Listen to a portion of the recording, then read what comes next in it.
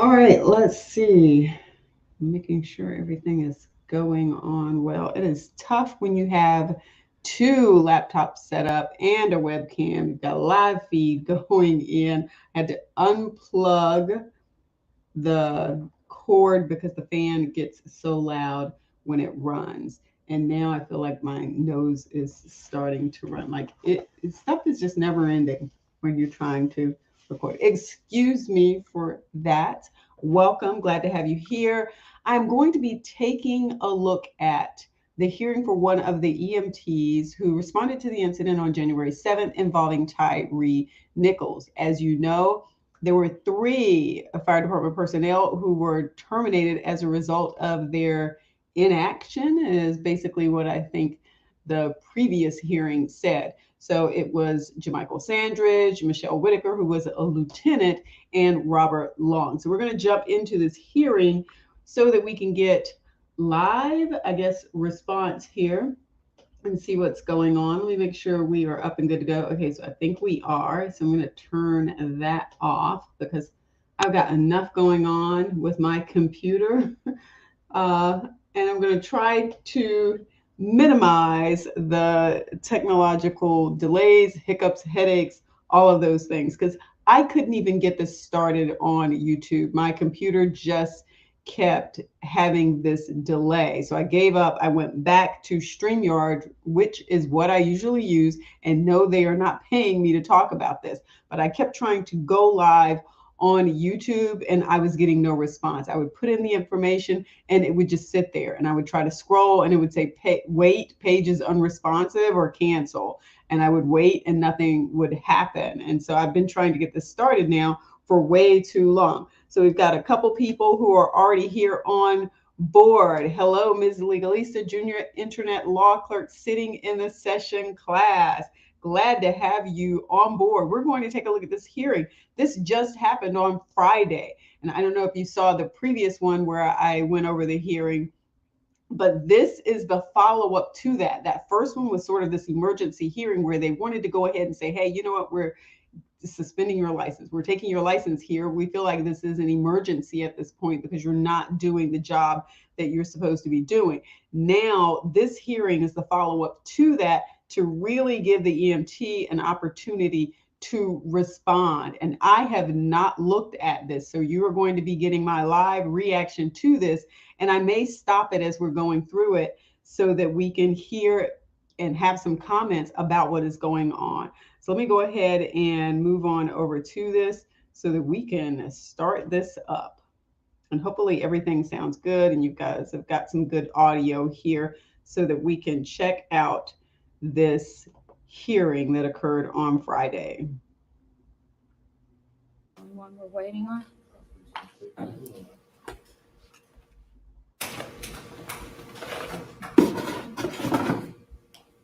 And this is being put on by the Tennessee Department of Health.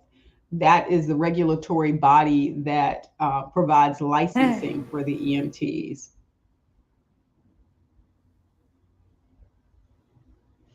And as you can see, like a lot of hearings, it is still pretty virtual. I was actually in court this morning and most of the people were there virtually. I was in person, me and a few other people, but a lot of hearings are still taking place via Zoom and WebEx and some other technology platforms.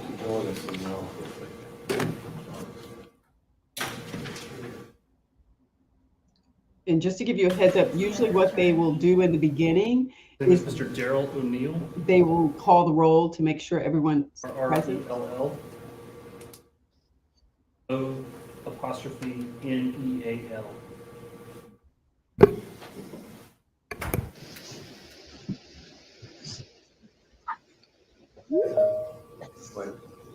That's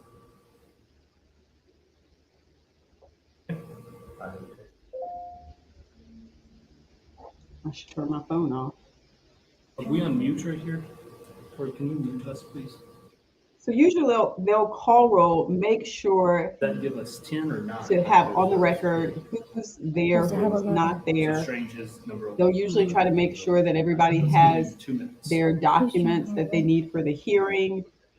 They'll make sure that all of the people who are there can hear the other people. There's this formal process that they have to go through at the beginning of the hearing to make sure that they check off all of the requirements in order for them to have this virtual hearing. So that's what they've done before. You can see there on the side the people who are there and are on camera. And we can see not everybody is on camera. You know how that is. Sometimes we do not want to be on camera. But typically, if it's a court proceeding, like I was in this morning, the judges will require you to be on camera. Even if you're not an attorney, the judge may say, turn your camera on. I've heard judges say, I will sit here and wait until you turn that camera on. And you will have people in cars, people all kinds of places, but they will get those cameras turned on because the judge does want to verify and document for the record who is actually attending the virtual hearing. You don't know for sure. Just because someone has called in doesn't mean that that's that person. If they're on camera, then it's sort of like being in the courtroom with the courtroom cameras. You have a record of that person showing up. Everybody will stand by. We will start in just a few minutes. We're having a bit of technical difficulty. I'm going to let you say that all over again. You ready? It's tough sometimes. If everybody will stand by for just a minute, we are having a technical difficulty. As soon as we get that fixed, we will start the meeting. Got you. Yeah. In the hearing that I attended this morning, they did not have any difficulty. Good morning. My name is Brandon Ward. It is Friday, March 3rd, 2023. In order to ensure all requirements are met to have a valid electronic meeting, we must satisfy several formalities. To ensure each participant is connected, a roll call is required. As I state your name, please make your presence known. Mr. Beeman? Here. Mr. Miller? Yes, sir, I'm here. Mr. Phillips? I'm here. Mr. Porter? Here. Mr. Robinson? Here. Ms. Rose? Here. Mr. Ross? Here. Mr. Rowe? Here. Dr. Smith? Here. Mr. Strange? Here. Mr. White? Here. To ensure that everyone can hear each other, I'm going to ask that each of you individually, if you are able to hear the response given by each and every participant of the call. Mr. Beeman? Yes. Again, Mr. these are Miller. formalities that they have to go through because they're having this virtual. Mr. Phillips? Yes. Mr. Porter? Yes. Mr. Robinson? Yes. Ms. Rose? Yes. Mr. Ross? Yes. Mr. Rowe? Yes. Dr. Smith? Yes. Mr. Strange? Yes. Mr. White? Yes. I'm going to ask you each individually to please identify anyone that is present in the location from which you are participating. And it should Mr. be Beeman. no one. There's no one else present. Mr. Miller? I'm alone. Mr. Phillips? No one. Mr. Porter? No one present. Mr. Robinson? No one is present. Ms. Rose? I'm alone. Mr. Ross?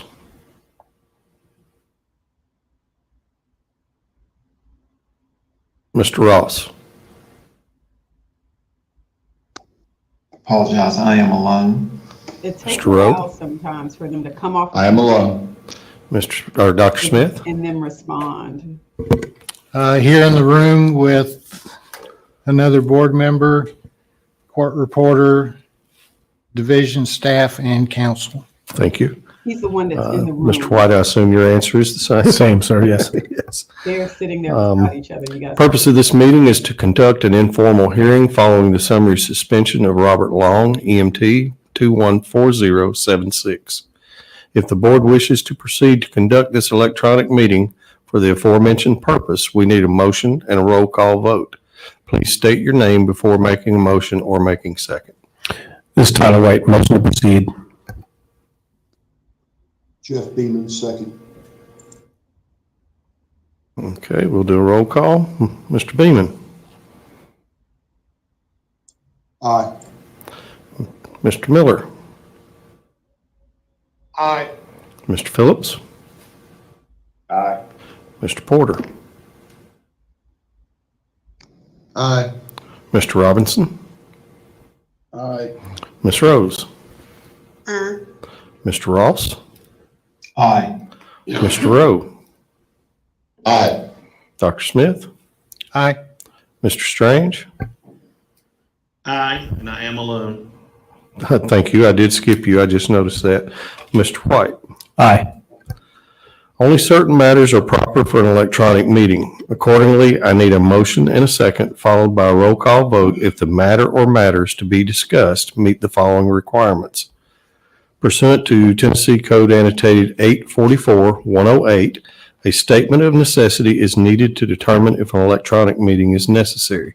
Necessity means that the matters to be considered by the governing body at that meeting require timely action by the body. That physical presence by a quorum of the members is not practical within the period of time requiring action, and that participation by a quorum of members by electronic or other means of communication is necessary. Because a quorum of the board was unable to convene in a physical location today to consider the essential disciplinary matter, this remote meeting is necessary to protect the health, safety, and welfare of the citizens of Tennessee. If you make that motion in a second, please state your name prior to.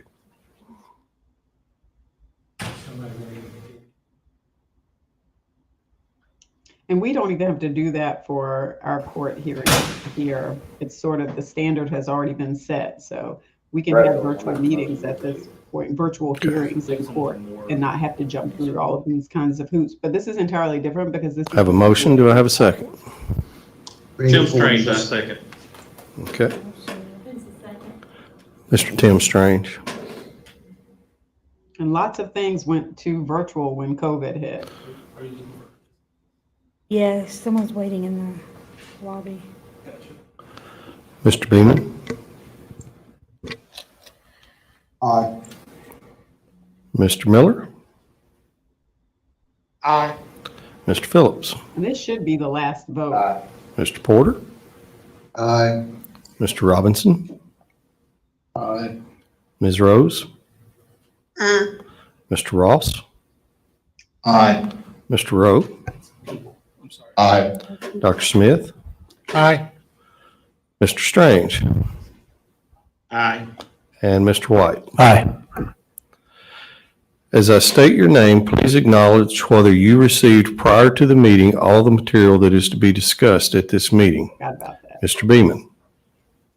Yes, I did. Mr. Miller. And again, they did the same thing for the previous Yes. hearing. Mr. Phillips. Yes. Mr. Porter. Yes. Mr. Robinson. Yes. Ms. Rose. Yes. Mr. Ross. Yes. Mr. Rowe. Mr. Rowe. Dennis Rowe. Uh-oh, what happened to Dick? Okay, finally. Okay. We probably had trouble getting it unmuted. Is that a yes or a no, sir? Hiccup. Yes, I'm sorry. Thank you. Dr. Smith. Yes. Mr. Strange.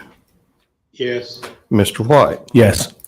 That covers the requirements for an electronic meeting. As the meeting continues, I would like to remind everyone to keep their microphones muted until you wish to speak, and also to identify yourselves prior to speaking. The law requires that during an electronic meeting, all votes will be taken by roll call. I will now turn the meeting over to Mr. Mark Waters. Sorry. Thank you. Board members, my name is Mark Waters. I'm a Deputy General Counsel for the Tennessee Department of Health, and I'll be acting as your advisory attorney today for the purposes of this hearing. Board members, on February 3rd, 2023, you voted to summarily suspend Robert Long's EMT license number 214076. Based on your finding that the public health, safety, or welfare imperatively required such action. You should have a copy of that order in the cloud file that was sent to you. There are also should be some other documents in that file. I believe that Mr. Long's attorney, Mr. O'Neill, has provided something that was placed in that file. A summary suspension is done pending the filing of formal charges. So the state will be filing a notice of charges in respondent's case, and there will be an opportunity for a full formal trial at a future board meeting. But the law doesn't require the respondent to wait until the formal trial to have a hearing related to his summary suspension. The law provides that licensee who has been summarily suspended gets the opportunity for an informal hearing to give you his version of the situation. Mr. Long has made a timely request to do that, and so that's what we're here for today. So at this time, I'd like to invite Mr. Long's attorney. I know he's, I think he's got his camera turned off, but I can see he's logged in, Mr. Daryl O'Neill, to go ahead and present Mr. Long's version of the events. Looks like, Mr. O'Neill, that maybe you're, there you go. No, I muted myself purposely, Council. I'm sorry. And this is just good morning, members of the board. Obviously, my name is Daryl O'Neill, and I represent Mr. Long in this particular matter. And for today, Mr. Long would like to present his side of what went on. The video that the board members got an opportunity to see, we contend that the problem with that video is you have no sound. And without sound, there is no understanding of what kind of communication was going on between Mr. Long, his EMS partner, and the victim. As the board members know, because all of the board members are EMS type individuals, conversations with the particular patient is required. Because if you touch someone that says, I don't want treatment, or if you touch someone who has not identified that they want you to touch them, under the state law, that's assault. If you hold that person down without that person's permission, that is false arrest or false imprisonment. So we want to put context with the video that you've seen. And for that, I have two witnesses that I want to present to the board today. I have Mr. Long, who is going to tell you in his words, minute by minute, and I know you guys have seen the video, obviously it's out of context, but he will tell you minute by minute what happened and what he did and what he's doing minute by minute. And so we'll give you that timestamp so the board member can actually, at his leisure, can go back and mirror that timestamp along with the testimony that Mr. Long is giving you. The second thing is I am going to present a EMS expert, paramedic, and instructor to testify about the events, and also to let the board members know that in his expert opinion, that the conduct of Mr. Long, based on the lack of sound and him reviewing the video, reviewing information, for him to also tell the board members or advise the board members that Mr. Long's conduct is not a danger to the public. Subject to the board's questions, I'll present my first witness. Hearing no questions, I'm sorry. Mr. Chairman? I was just going to ask if anybody had questions to go ahead and speak up. It's a little difficult when we're doing this on Zoom to make sure everybody's got a shot because I can't see everybody on the screen. So, I hear none. It's Thank you, Mr. always Chairman. good Hear to no have questions from the board hearing members or the on chairman. I would like to present to the board Mr. Robert Long. Okay, here we Could go. could you hold for just 1 second? We lost a board member. We need to add him back in. This is it. This is really going to be the first time that we hear from EMT Robert Long. Remember, he was just a regular EMT, whereas Jamichael Sandridge was an advanced EMT. So the expectation of what EMT Sandridge was supposed to do was a little bit higher. The standard for him is that, you know, you have more years of experience. You're an advanced EMT. We expect more from you. Mr. Long did not have the advanced in front of his EMT licensure. It is going to be interesting to finally hear directly from him, especially since they're saying sound matters and what was being said. What were those officers saying to him? Did Tyre Nichols say anything or make any sounds that led him to believe one thing or another? What did he say? Did Mr. Long ask questions, or did he just take the word of the officers? Did he really perform any sort of analysis? Remember, in the first hearing, they decided in the first hearing that he said that he did not perform not the primary evaluation or the follow-up secondary evaluation. They said he did neither of those, and that was why they summarily suspended his license.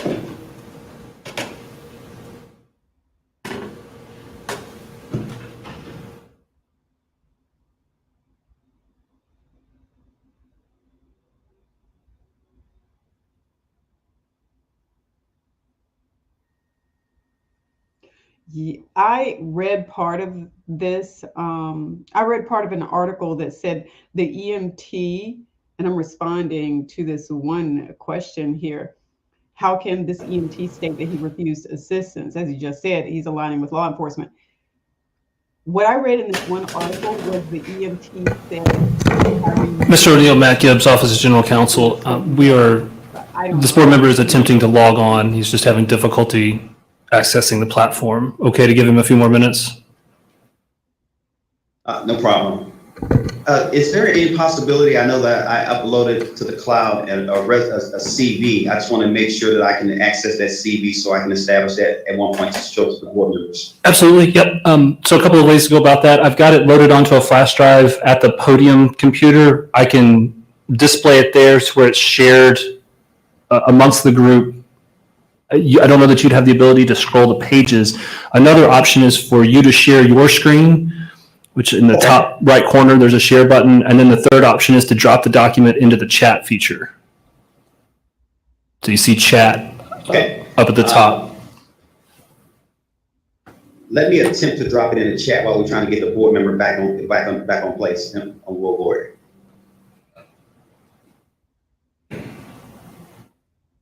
Going back to that question that I was responding to, the article that I read, the EMT Robert Long stated that Tyre moved in such a way to indicate that he did not need assistance. That was what I took from what that article said. I don't know how you explain that. Maybe he is going to talk about that today, because of a nonverbal response to me would indicate that you're unable or that you're having trouble giving a verbal response. Seems like to me, if a person moves a certain way, you're an EMT, you would then say, is there something wrong such that this person can't tell me that the person doesn't need assistance? To me, that would just open up the floor for more questions and more analysis that the EMT needs to do on the person. But, you know, you have to take Mr. O'Neill, we are back with a full roster.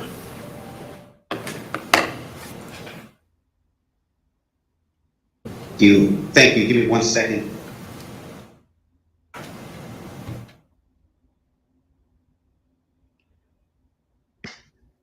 So we're about 20 minutes in now. They've done all of their roll calls. We're really ready to go. They're just waiting for one of the hearing officers to get back on board. They ran into some issues with technology. We're all used to that at this point. We've been used to it for 2 years now, I think.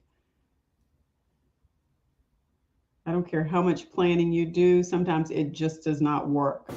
This is Mark Waters. If I understand, Mr. O'Neill, you're going to have Mr. Long testify. Mr. Waters, hold on. Sir. Yes, sir. Mr. Waters, please hold on. It doesn't sound like this is coming through. Mr. Waters? Yes, I can hear you.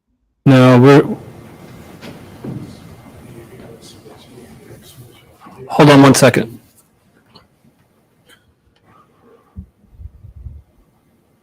Your IT people always have to be available.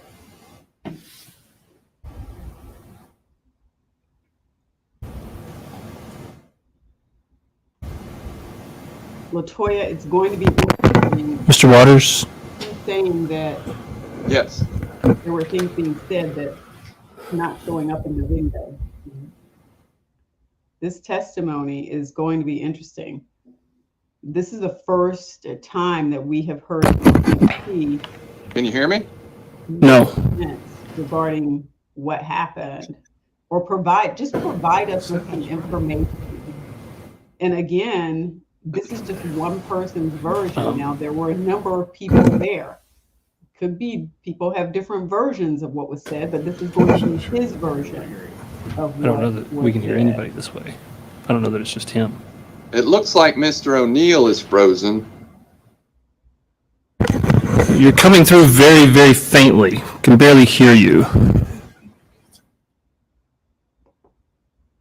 For those of you coming on board, they're having a few tests. Mr. O'Neill, do you care to just say today is Friday so we can test other audio? Say it again. Mr. O'Neill, I was just curious if you would just, say, hi, my name is Daryl. We're testing your audio. Okay. Hi, my name is Daryl. Yep, thank you. Yep, all of you are coming through very, very faintly. It's like out of nowhere, the platform decided to lower the volume to a point where we can't hear inside the room. So Quentin said, I recognized on camera that Tyre was hurt. Again, that's another one of those things that people point out, and they say, well, Mr. Waters? Yeah, we're back. he was hurt to me, so why Yes, can you hear me now? do that? Yes, sir. Yes. So I was asking if Mr. O'Neill was going to have Mr. Long testify. And I think we need to go ahead and swear in Mr. Long before he testifies. Also, I have not seen a document come in the chat. So they're going to swear him in. Anyone who's giving testimony has to be sworn in. So an attorney is not giving testimony. An attorney would not need to be sworn in, but anyone who is going to be giving. I know you can send a link in the chat, but okay. I'm not sure if the whole document goes or not. And thank you, Universal Man, for showing up.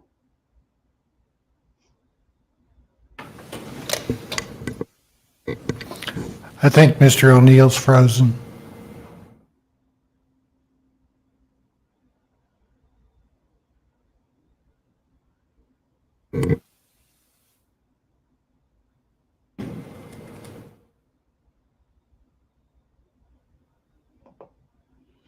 This whole thing is a tragedy. I cannot imagine how his mom feels knowing that he was so close to home and the treatment that occurred.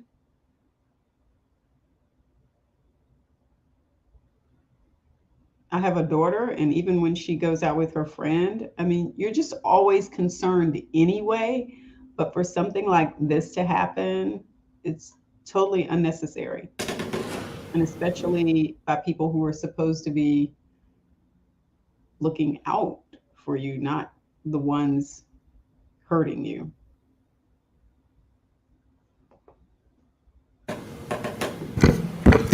Members just received a message from Mr. O'Neill in the chat, says that he needed to log out and he will log right back in.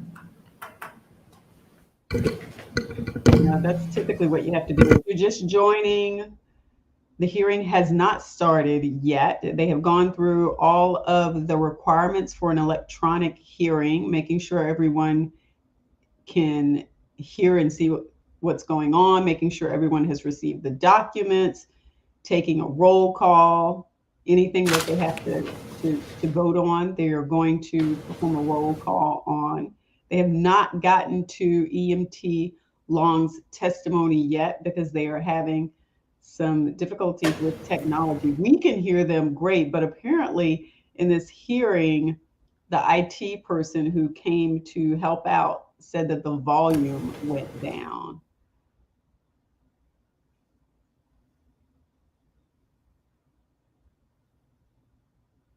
Hopefully they will get it up to speed shortly. Had I known this, I could have cut through all of this, but I am doing this live, my first time looking at this hearing, so I didn't realize that they ran into all of these issues, or I could have cut this part out and started right when they started the hearing. I should have figured that out from last time, because last time they had to go through all of the requirements too. But the thing about that is, by watching the whole hearing, you get a sense of who's in the room, how things are set up, and what the process is. Because remember, this is only the hearing for EMT Robert Long. This is the one that we're doing now. I have not seen the preliminary hearing for Lieutenant Whitaker or for the AMT, the advanced EMT, Jamichael Sandridge. I've not seen either of the hearings for those yet. I don't know what the timeline is for releasing those hearings. And it could be that they've been released and I just haven't checked them out.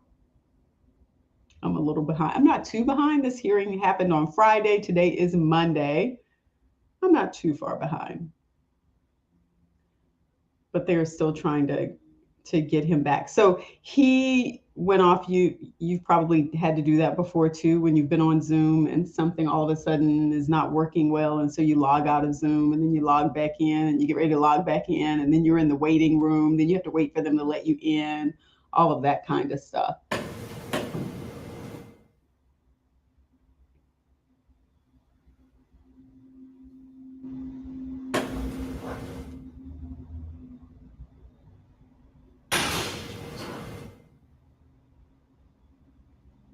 So hopefully they'll get started soon.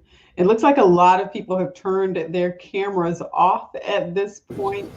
Mr. Waters is the only one who still has his camera on. I was speaking earlier about many of the judges in the courtrooms will require you to have your cameras on once you get ready with your item that's on the calendar that day. Most of the time we'll all have our cameras off. Sometimes some of us will have them on, but a lot of times when it's a court hearing, the cameras will be off until it's getting close for you to actually have to cover your case. And then you'll see people turn their cameras on. But yeah, there are some judges that when it starts, they want all cameras on then and not for somebody to wait until later. Mr. O'Neill, are you back with us? I am back. I don't see my video showing. You see my picture? Nope. We do. Is there a strike through on your camera at the top right of your screen? It's showing my camera.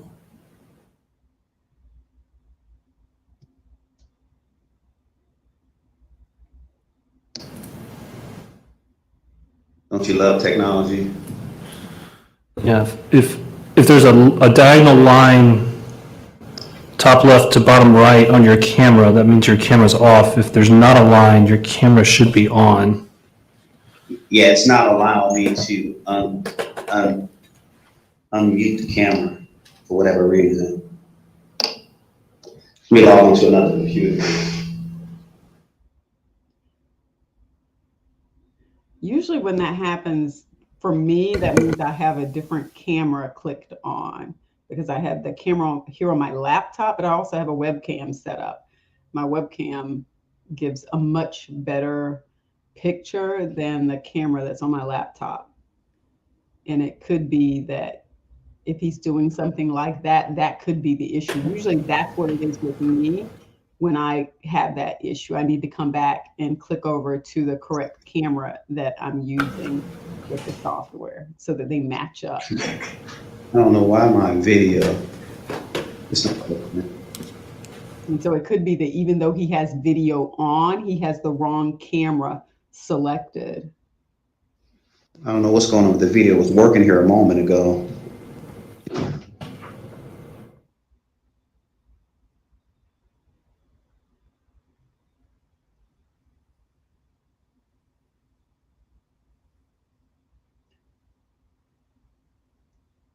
Well, I hope they get this figured out soon. We're all eager to hear the EMT's testimony, the words from his own mouth about what happened, his version of it. If you recall, there has been that first appearance for the 5 police officers, and they each entered a plea of not guilty. They were represented by attorneys, and those attorneys there spoke on their behalf.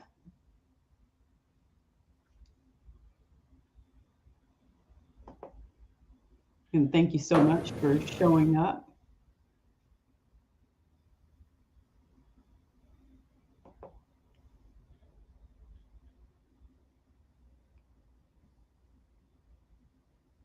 We've got different people. Hey, I'm gonna switch computers, okay? Give me just 1 minute here. And I'm sure that is very frustrating for him, especially if you are the party who's representing the, I don't want to call him the defendant, but the defendant, the person who's losing his license in this particular hearing and trying to present evidence and information as to why the license should not be suspended. It can be very difficult because you want to appear both professional to the people who are there and for your client. And the other thing is, it can just throw your whole vibe off. Like your vibe goes out the window. You come in, you're prepared, you know what the process is, you know how you're going to start, what the important pieces are. You turn it over to EMT Long so that Mr. Long can present his case. And now we've been sitting here for how long? I don't know how long, 15 minutes or so.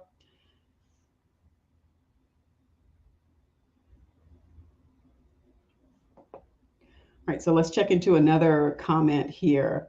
I got this feeling that if he states the police interfered with his duties or lied about details, this is a possible lawsuit. He can sue and get money. We will see when he starts talking what he's going to say. Mr. Chairman, this is Daryl O'Neill. You Yes, don't sir. really need my face. My client can testify. You can see my client and I can see my client, and my other witness can testify. So, and then I can share my computer when it's time to show the CV if the board would allow me to proceed in this manner. Reporter requests everyone that's going to speak have their video on to make a clear and concise transcript. All right, let me try something different here. So that was the clerk, it sounds like, or whoever is responsible for the transcript. Do you know what, like, I don't understand why it's not going to his bubble when he speaks. I have no idea. She is saying that he needs Well, to be I'm wondering, on camera why so that this- she can make sure she is capturing in writing. Focus on instead content. and attributing It's not that allowing me to the correct person select who's speaking. Now, I don't know if you heard that because it was a little low, but she did say that. So even though Mr. Long's representative has said he is okay with being off camera, the person who is in charge of the transcript has said that that is not going to work. And this is important because you never know what the transcript might be needed for in the future.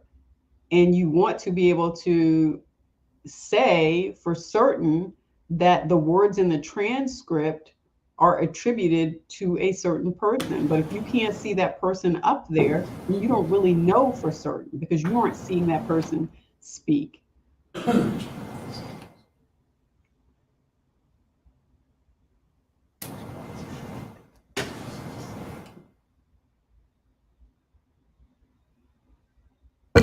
Mr. O'Neill, from that view, it looks like your camera is turned off.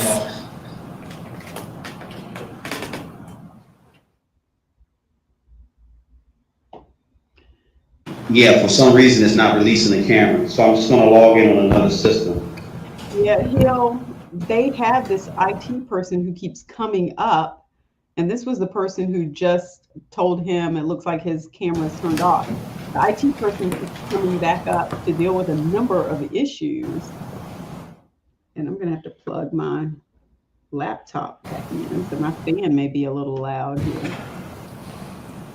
The IT person keeps coming back up to provide guidance, but they have not been able to deal with it. And the thing about it is, when they first started, he didn't have a problem. He didn't have this problem with video. He was on screen talking.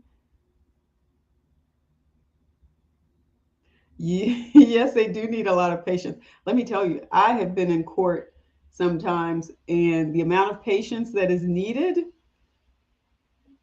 it will test you, but all you can do is sit there, be respectful, and wait your turn. I was in court one time, and it was very interesting because the judge used to find there was something going on. I can't remember what it was. And the judge finally said, I can see your face, Mr. O'Neill. They got him. They got him. I'll tell you that story another time then. Looks like we're ready to get started.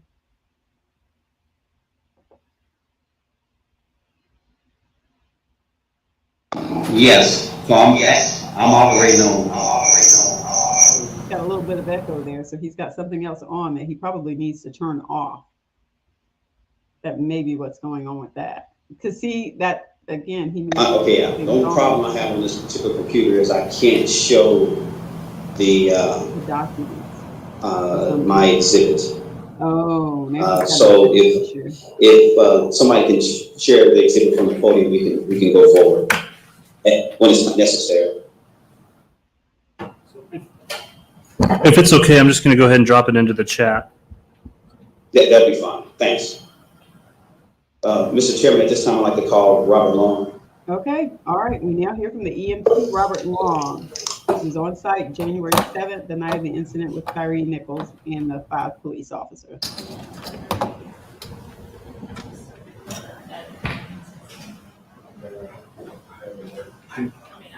And I believe that's him maybe down there in the blue shirt. Yep.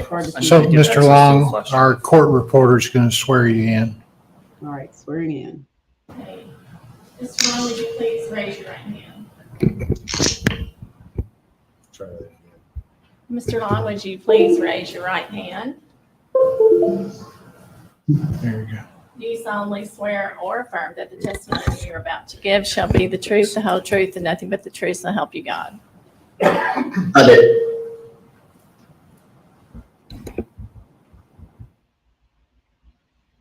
I'd like for them to remove that. You can just We hand don't it. have to look at that. Mr. Chairman, with your permission, I'd like to go ahead and start.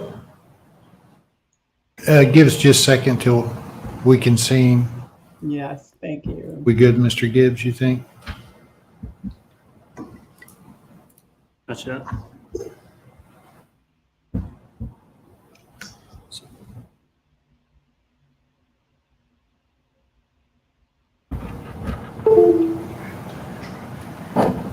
Yeah, I needed to have that chat up first. For those of you who are just joining, the EMT Robert Long is getting ready to testify. They just went through swearing him in. It's taken a bit of time because they did have Mr. to Gibbs, get some requirements for having an that electronic exhibit is going to be for the next witness. Okay. And then they had some technology issues, but it looks like we're ready to go forward. They just swore him in. Why don't you go ahead, sir? Thank you, Mr. Chairman. Sir, can you state your name for the record? My name is Robert Long. And Mr. Long, prior to January 7th, 2023, can you tell the board where you were working at? I was working with Memphis Fire. And what had you been doing prior to the January 1st, 2023 time period when you started working back for the Memphis Fire? I was on a combat deployment for the U.S. Army. When was your first day back at work with the city of Memphis? December 27th. And when was your first day back on the unit? My first day back on the unit was January 7th.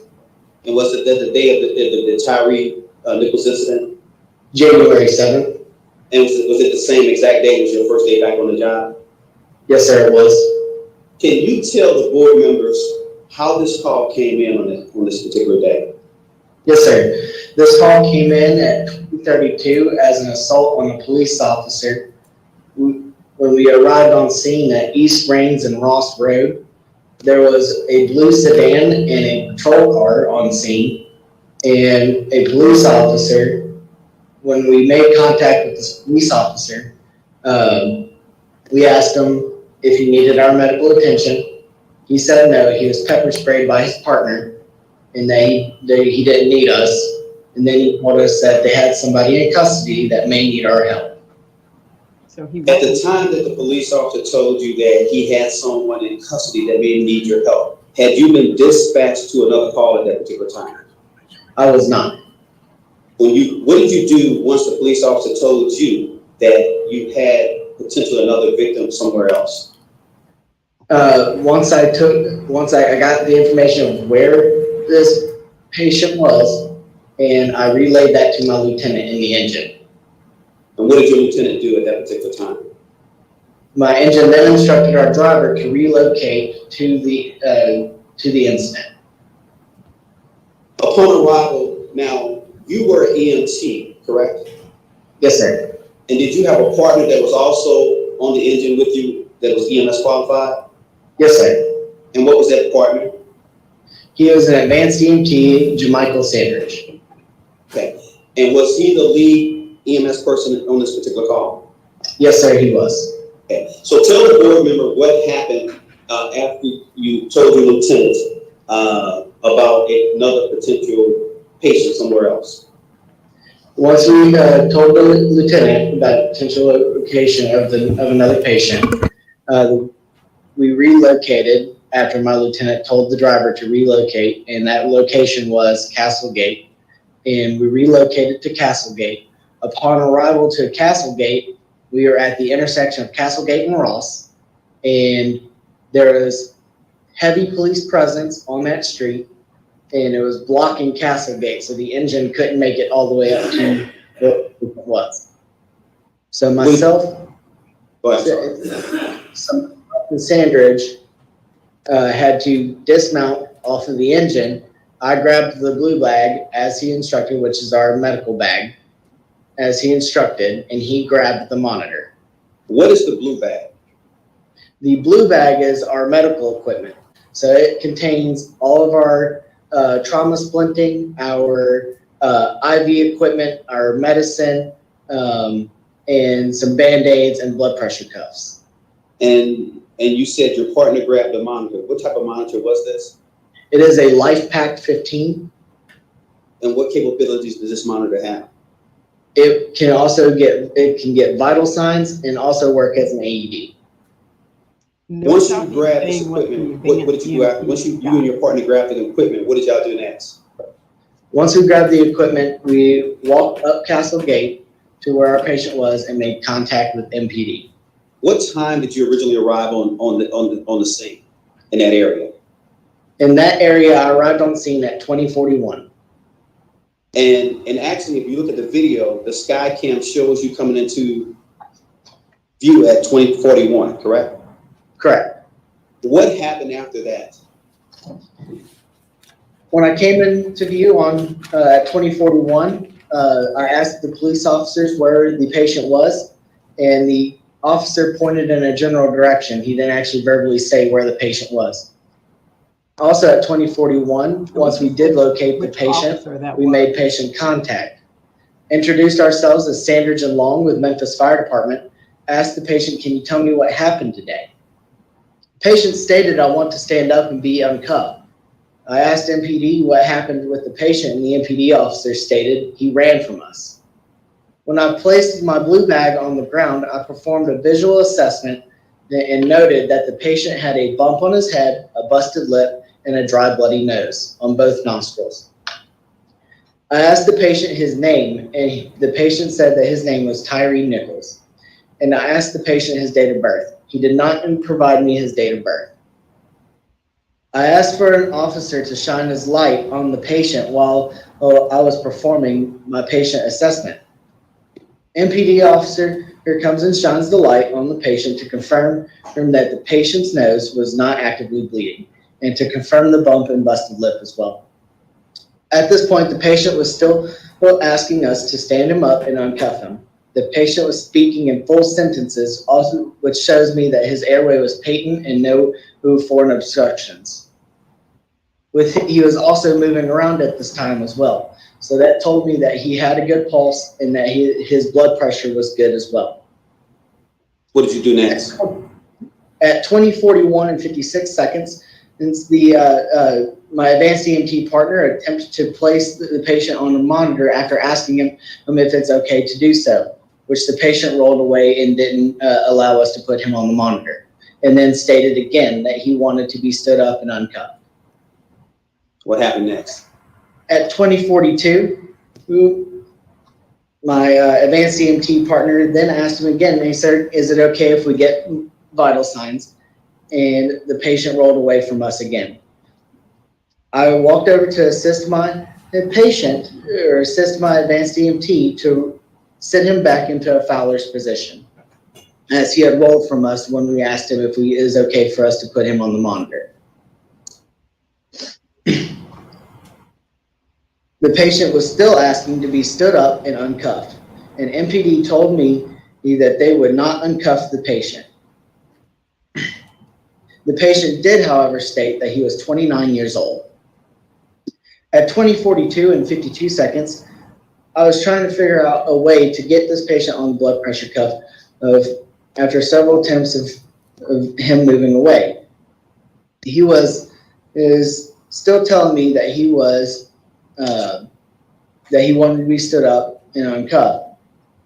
And I could not force my way to get the blood pressure cuff onto the patient, as that would be assault, nor can I hold him down. What happened next? At 20:43, while attempting to place the blood pressure cuff on the patient after asking him again if it was okay, the patient was non-compliant and rolled away from me. The patient was still asking to be stood up.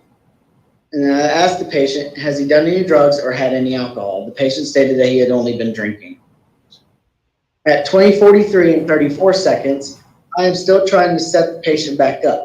I asked the patient if he could try and sit up for me. The patient just keeps trying to get up and asking over and over again if I can stand him up. I advised the patient that it would be best for him to stay seated where he was. At 20:44, I straightened the patient's legs back out and set him up. At 20:44, I went over to grab the pulse ox off the monitor and was still trying to figure out how to put it on him with his hands behind his back. At 20:44 and 22 seconds, Sanders attempts to place the blood pressure back on into the patient's arm, and he rolled away from us again. At 20:45, the patient sits back up and states that he wants to get up. Also at 20:45, I checked the patient's pupils. And Sanders was asking MPD if they wanted to take the patient to the hospital, or if they wanted us to transport him. I went ahead and told Sanders that after checking his pupils were dilated, I went ahead and told Sanders that I'm going to go ahead and call for an ambulance. At 20:45 and 40 seconds, I call for a ALS ambulance. At 20:45 and 46 seconds, I picked up the blood pressure cuff and put it back on the monitor since it was laying on the street. 20:46, I am listening to my radio to hear dispatch and see which unit is coming.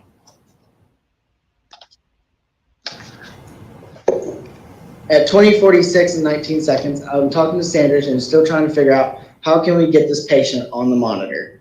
I tell Sanders that I am going to try and get more information from more patient information from MPD. 20:46 and 23 seconds, I am listening to the radio and still trying to hear dispatch. 20:46 and 49 seconds, MPD is leaning over the patient in his face, saying loudly that the patient is not going anywhere and that they are not going to uncuff him, impeding patient care. 20:47 and 8 seconds, MPD is still standing over the patient and impeding patient care. 20:47 and 10 seconds, I can hear the ambulance sirens and move to go ask and motion an MPD to move their cars. 3 MPD officers moved their cars, but they weren't the ones that was blocking Castlegate. I have a couple of questions I need to write. 20:47 and 35 seconds, MPD is still standing over the patient, impeding patient care. 20:47 and 39 seconds, I step back and listen to the radio. 20:48 and 4 seconds, MPD is still standing over the patient, impeding patient care. 20:48 and 12 seconds, MPD moves cars. 20:48 and 12 seconds, I am asking Sanders, how do you want to get him on the monitor? 20:48 and 29 seconds, MPD is still standing over the patient, impeding patient care. I moved the blue bag because MPD would not move and was standing over the patient and our bag and over our bag. I did not want our equipment to be damaged. 20:48 and 34 seconds, MPD still standing over the patient, impeding patient care.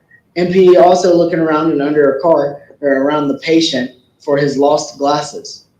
20:48 and 45 seconds, I walked over and showed the MPD officer where his glasses were to get him away from the patient since he was impeding patient care. Okay, I'm going to stop here for just a second because I want to make 2 comments here. I want to know how many times he is stating in this that the officers impeded patient care, because I think that that is something that he is laying this whole thing on. I couldn't do certain things because the officers impeded patient care. And he has said this numerous times. The other thing is, notice he's got everything written out there for him. And the other thing that I had a question about was he made this comment about how to get the blood pressure cuff on him when his hands are handcuffed.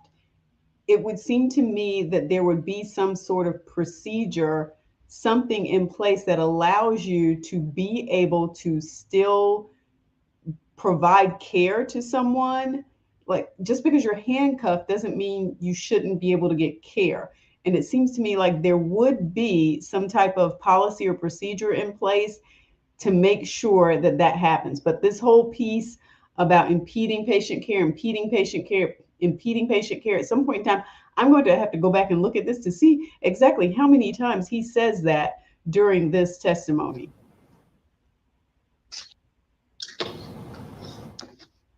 What happened next? 20:49, I was still trying to figure out how to get the patient on the monitor, and the patient was asking to be stood up. 20:49 and 48 seconds, I am discussing with Sanders on how we can get the patient on the monitor and get vitals since the patient kept rolling away from us, and MPD stated that they would not uncuff the patient. I could not hold the patient down and force the blood pressure cuff on him. In 20:50, the patient is still asking to be stood up and uncuffed. 20:50 and 15 seconds, I picked up the MPA officer's pen and handed it to him since he was searching around the entire scene of where this, of where my patient was and was getting in the way. 20:50 and 32 seconds, I was listening to the radio. 20:50 and 46 seconds, patient is still moving and asking for me to stand him up. 20:51 and 23 seconds, I can hear the unit getting closer. Patient is still trying to get up and asking for me to stand him up. 20:52, I walk to the side of the car with the patient never leaving my view, and me asking MPD to move their cars again for the unit. At 20:52 and 20 seconds, I am asking MPD to move their cars, and the patient is still moving on the ground asking to be stood up. 20:52 and 26 seconds, I come back into Skycam view after asking MPD to be to move their patrol cars, which I was ignored. 20:52, 41 seconds, patient is still trying to get up and rolling around and asking to be stood up and uncuffed. 20:52 and 45 seconds, I am listening to the radio to see if the unit is on scene. Carlos, I think they... 20:53 and 31 seconds, I walked off Skycam view to see if I can see the unit. His testimony is written down. I think he has a statement already prepared. What happened That's why next? it's down to the second. 2053 and 42 seconds have come back into view. In 2054, or in 8 seconds, the patient is still moving and asking to be stood up. At 2055, I noticed the patient is not moving, and I asked MPD to help me sit him up, while Sanders grabbed the monitor. I performed a sternal rub, and the patient reacted to painful stimuli. 2056 and 12 seconds, I gave the patient another sternal rub, and he reacted to painful stimuli. 2056 and 40 seconds, I am speaking to the patient, but he is not responding to any verbal commands. I performed another sternal rub, and he responded to painful stimuli. The patient was breathing, but the level of consciousness has changed. His breathing was still not labored at this point. 2056 and 52 seconds, I tell Sanders that I'm going to get the O2 bag off the engine, and I'll walk off Skycam view. ALS unit is on scene, and in passing, I get the report to a paramedic, and that paramedic's name is Jesse Guy. I told him that the patient had a level of consciousness change and that his pupils were dilated, which indicated to me that he maybe had narcotics use. And then I told him that I'm going to go grab the O2 bag and get the stretcher. At 20:57 and 20 seconds, you can see paramedic Jesse Guy make patient contact. I was grabbing the stretcher with EMT basic Jalen Jones. At 21:29, I entered. At 21 and 29 seconds, I entered back into Skycam view with the stretcher and EMT Jalen Jones. At 2140 seconds, I asked Jalen Jones to go and grab the ambulance and move it closer to us, as now MPD has finally moved their cars from blocking the road. What's next? At 21:01, I assisted paramedic Jesse Guy while he started an IV and pushed meds for the patient. I handed Narcan to paramedic Jesse Guy at his request. 21:02 and 24 seconds, the ALS unit pulls into Skycam view. At 21:02 and 31 seconds, I assist paramedic Jesse Guy with an extremity lift to place the patient on the stretcher, and I was instructed by paramedic Jesse Guy to transport to St. Francis Park. Were these, Mr. Long, were these the conversations that were going on that you can't hear on the Skycam footage? Yes, sir. Okay, I have to stop again because I want to point this out. If you have not seen the other hearing yet or seen the documents, what those documents said was that he did nothing for 19 minutes. That's literally what the paperwork said, if I remember correctly. You hear me saying if I remember that correctly, right? They said he did nothing for 19 minutes, that he did not perform the primary evaluation or the secondary evaluation. And now he's providing testimony minute by minute, second by second, as someone noted, about all of the things that he did do. So, you know, there's a big gap here in what's going on, because that previous hearing, they said he did nothing for 19 minutes, no primary evaluation, no secondary evaluation. And now he's going minute by minute to tell all of these things that he did do, all these conversations that he had. So like I said, this testimony, this is the first time we are hearing him speak to say what his facts are. At this time, I'll pass the witness.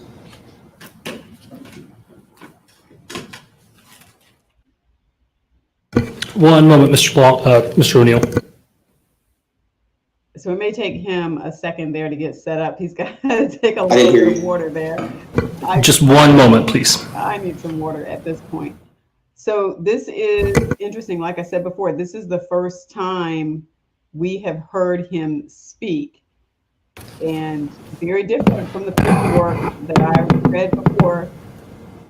But the paperwork didn't go into a whole lot of detail. And this is why you have this follow-up hearing where the person is able to present their side of things. The other thing that I think is going to be interesting is this Mr. Guy or Ms. Guy, whoever, last name Guy, who showed up, whether or not that person is able to corroborate this part about the conversations that they had. Now, that may not take place in this hearing. Good morning, Mr. Long. My name is Matt Gibbs. I'm an attorney for the State of Tennessee Department of Health. Can you hear me okay? Yes, sir, I can. Mr. Long, if at any point in time you cannot hear me or need me to rephrase or ask the question differently, please don't hesitate to speak up or give me some kind of instruction that you don't understand. I'll be happy to try to accommodate. Yes, sir. Going to go through a set of questions here. We're going to start with asking you, I'm going to start with asking you to define a couple terms. We're going to walk through a little bit of training, and then I'm also have questions relative to the video that I intend to ask while playing the video. And I've broken the video up into 5 different segments, and I was going to ask you to narrate a little bit through those 5 different segments. Can you define so we're starting with the defining terms. Can you define for the board what it means to you to be prompt and immediate in your treatment of emergency care? To react immediately with the amount of patient care that the patient requires with the information that you are given. Is that a one-time event, or is that continuing and ongoing in nature? That's continuing and ongoing. What does it mean to be assertive versus passive? Assertive means you start to get, not, I guess, fully aggressive, but get to where you're starting to be a little more persistent on trying to find out information. So he's trying to say that in What does- And then passive is that you're just he's saying that's not enough. kind of getting information, and whatever is saying is what you take. What is supportive care versus emergency? Well, as part of emergency care, how would you define supportive care? Supportive care is reassessing vital signs, means due to the patient's need and taking care of the patient with the symptoms or anything that he presents. Is that also providing emotional support, comfort measures, oxygen, repositioning? Are those things that are associated with supportive care? Yes, sir, it is. Is repositioning a patient just limited to positioning the patient upright? Say again, sir? How many different ways are there to reposition a patient? There's you got the Fowler's position, semi-Fowler's. That's a hard question to answer without parameters. Are there multiple ways to reposition a patient, or is there just one way to reposition a patient? There's multiple ways to reposition a patient. Lots of ways? Yes, multiple. What's the difference in a high acuity and a low acuity patient? Perhaps the phrasing, go ahead. Say again, sir. I was just going to say, perhaps phrasing that is more common would be critical versus non-critical. What is the difference between a critical or non-critical patient, a high acuity versus a low acuity patient? I'm saying the same thing, just saying it different ways. Wish to get your interpretation of the differences between the two statements. A high acuity patient would be someone who is needing a higher level of care than just a basic EMT, and we're just there for the supportive care for the patient until that higher level of care arrives on scene if they do need a higher acuity care. A lower acuity care is something that a basic EMT or an advanced EMT can take care of and get transported to the hospital and deal with it. And then like your higher acuity calls would be like your cardiac arrest, your respiratory distress, respiratory failures. What are the differences in assessment times between the two states? For higher acuity, it's going to be every 5 minutes or every 2 to 5 minutes. And then for lower acuity, it'll be every 15. Just 15, or is it 5 to 15? It'll be 5 to 15. Can you, and this is the last of the definition questions, can you describe the implications of a patient failing to remain in a seated position? If a patient falls or slumps over toward the ground in a prone position, what does your training and time as an EMT tell you about that patient? That I with what I knew what was going on with the patient, I didn't think of him rolling away. I just figured that was him rejecting us, putting him on vitals. So I sat him back up. I'm so sorry. Did you finish your response there? I apologize. With the say the question again. So I'm going to rephrase it if that's okay. Okay. When a patient fails to maintain a seated position, is the patient at risk of obstructing an airway?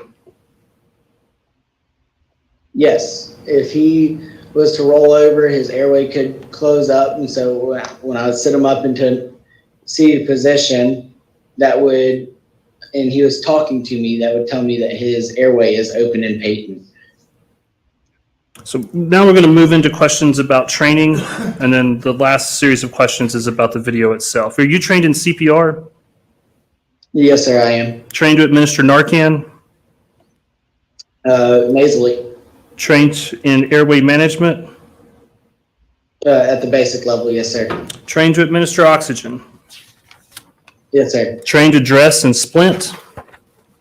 Yes, sir. Trained to deliver a child if necessary? Yes, sir. Trained to perform a full head-to-toe survey? Yes, sir. What are the elements of a full head-to-toe survey? So I'll start off with the head, and I'll palpate the skull to feel for any fractures or any movement of the skull. And then I'll move into the upper spinal area, and then I'll palpate the orbital bones. And then while I'm at the orbital, I would also palpate the frontal part of the skull as well for any fractures. I'll also check the patient's eyes to see if his eyes were dilated or if they were normal and reacted, or if they're pinpoint. I'm sorry, and if I missed it, I apologize. Did you include the checking of extremities in the list? Oh, yes, checking the extremities and also palpating the chest as well. And checking And then checking the arms, the fingers, the hands, and then also checking the patient's back as well. And that would include legs, feet? Yes, sir, that would include legs and feet. And again, apologize if you said it and I just missed it. Also include the pelvis and the abdomen. Is that right? Yes, sir. I'll check for pelvis stability and also palpate the abdomen. Okay. Okay, let me stop real quick before they get too far along, because I want to go back to this part where he talked about passive versus assertive care. I think where he is going with that is, remember, Mr. Long stated how many times they were impeding his patient care, He said that over and over and over again. I think what he is saying here, this guy is saying passive versus assertive care. You were not assertive, you were passive. You were waiting for them to move. He's not buying this whole, they were impeding my ability to provide care. I don't think he's buying that at all. But that's what Mr. Long said multiple times. Would you lastly initiate prompt care and stabilize the patient's conditions as problems are found during the assessment? Yes, sir, I would. And then are you trained in taking vital signs? Yes, sir. Can you tell me what type of vital signs you're trained to take? I'm looking for things like blood pressure, measuring pulse, EKG, the like. I am trained to take blood pressure, pulse, and respirations. What about level of consciousness? Level of consciousness as well. What about if a person is alert to person, place, and time? Yes, sir. In your testimony a bit ago, you indicated that touching a patient who didn't want it would be assault. Can you describe for the board the elements of assault as found in the criminal code? Objection, calls for legal conclusion. Mr. Long, you're free to answer. Say it again, sir. Could you, in your testimony, you said that touching a patient who did not want to be touched would result in a charge of assault. Can you please, you're the one that indicated to us what assault would be. Could you please define the elements of assault for this board? Yes, sir. It's the unwanted physical interaction with another human being.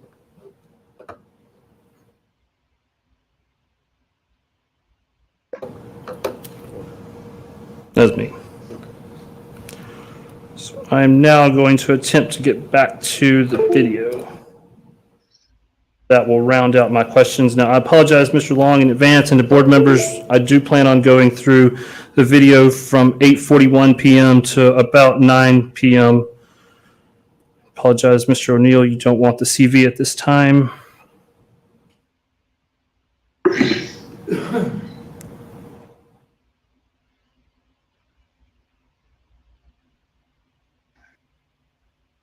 So hopefully they'll be able to get this up without a whole lot of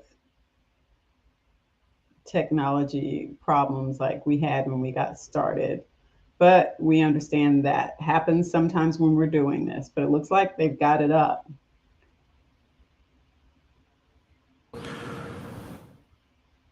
Mr. Long, I'm going to back it up here to 204100. If you could stop us, just say stop or please pause when you see yourself enter the screen.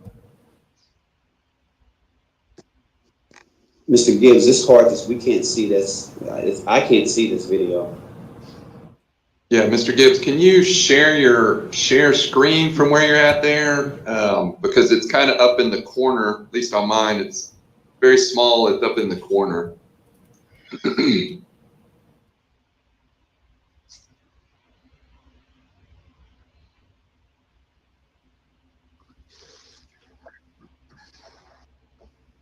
A lot of courts use WebEx. Here we use WebEx.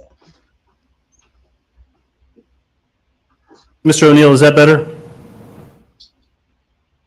It is, absolutely. Perfect. If at any time, and I apologize, it's the tech, as you indicated earlier, if at any time this becomes too difficult to see, this is as good as we can do as far as the clarity, and I'm sharing my screen from the podium. So again, Mr. Long, you are about to walk onto the screen in 1 second. If you could just identify yourself, and I'll pause it. There I am right there. So I've scrolled the cursor over to the right-hand side of the screen. Have I correctly placed the cursor over your chest? Yes, sir, that's me. And you are carrying a microphone, a radio that straps across your back that goes from your left-hand side up across your right-hand side. Is that an accurate description? Yes, sir, that's correct. Okay. So what we're going to do from here, we're going to play the video through 20:44:38. It's about 3 minutes and 30 seconds, and then I'm going to stop the video and ask a series of questions. All right, so here we go. We'll actually get to see these actions that he talked about a few minutes ago, where he gave us a play-by-play, minute-by-minute of what was taking place and the questions that he was asking. And you can see him, I think, yeah, you can see him in the blue. He's got the bag there. And the other thing to take note of when you're looking at this is to see if there is this impeding patient care going on that he spoke so frequently about during his testimony.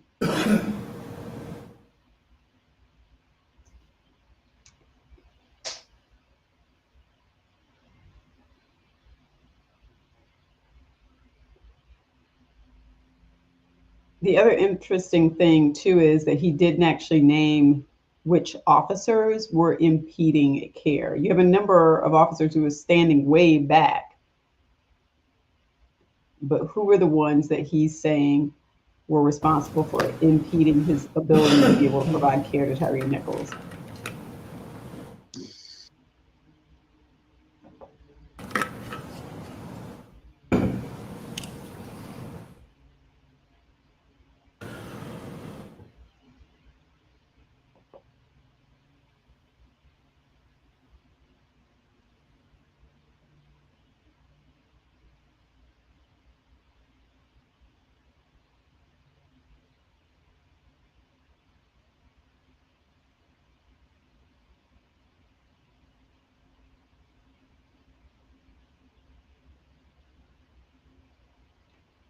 And if you're just joining, they are showing the video of EMT Robert Long providing care to Tyre Nichols. In the previous hearing, the documents that they provided said that he did not do a primary evaluation or a secondary evaluation, and that he did nothing for 19 minutes.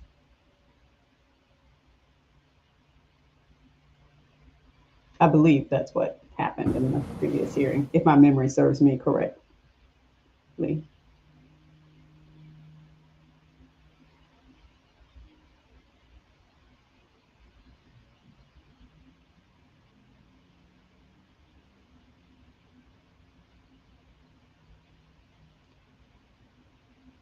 One of the other things too to note here is when I was going through the decertification documents, one of the things that was noted was that several officers had taken off, well, I won't say several, but I think it may have been two, but there was at least one officer who had taken off his body-worn camera and placed it back in the vehicle. I believe it was placed in the trunk.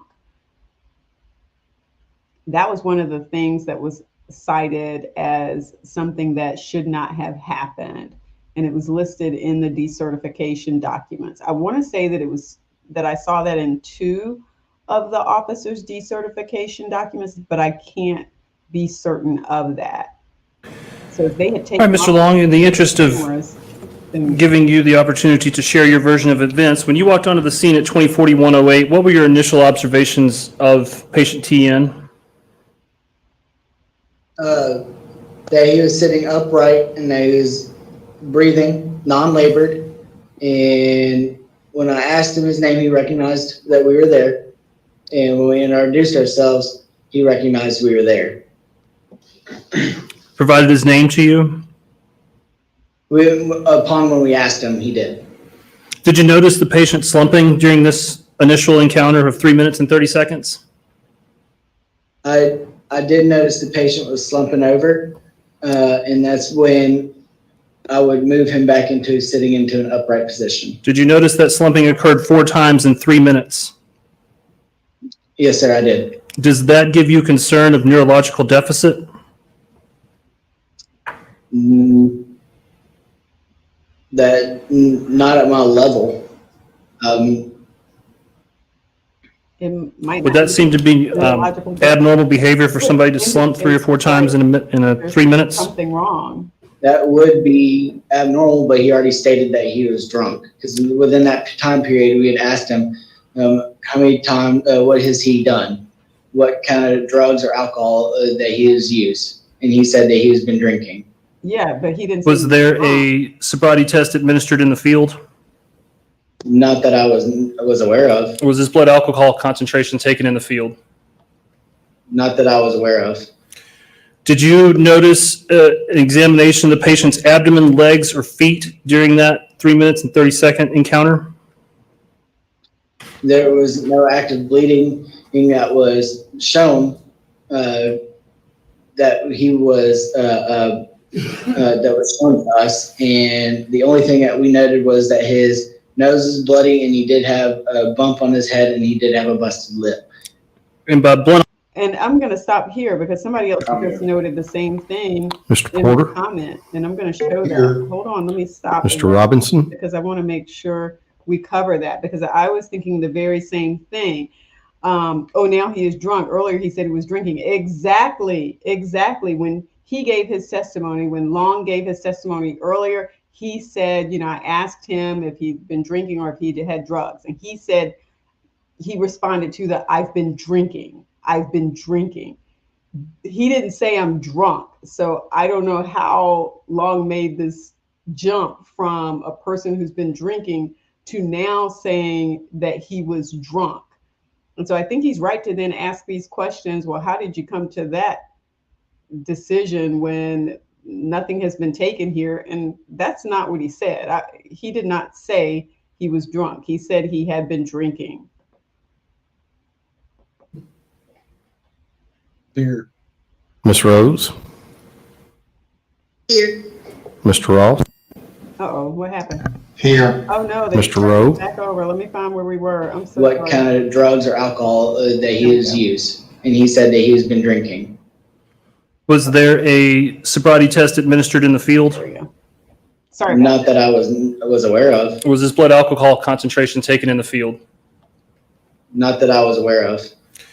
Did you notice an examination of the patient's abdomen, legs, or feet during that 3 minutes and 30-second encounter?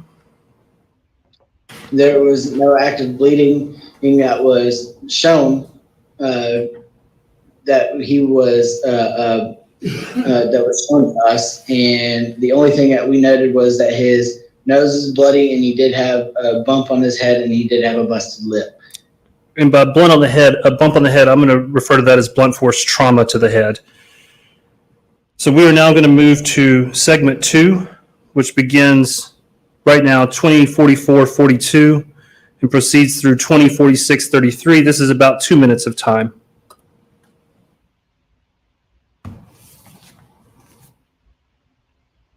Oh, let's see here. Let me see what's going on here. Oh, okay.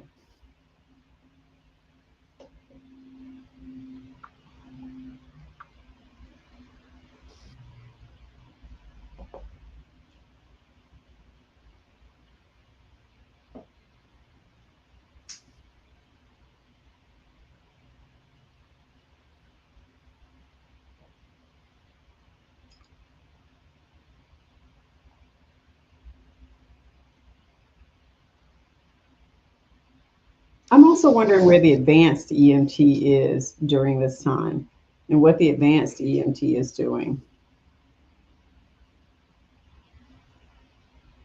We've heard that Lieutenant Whitaker was still in the truck and that she may have stayed in the truck the entire time. We haven't had a whole lot of documentation around what happened with that. But where's the EMT, Mr. Sandridge, and what is he doing while all of this is going on?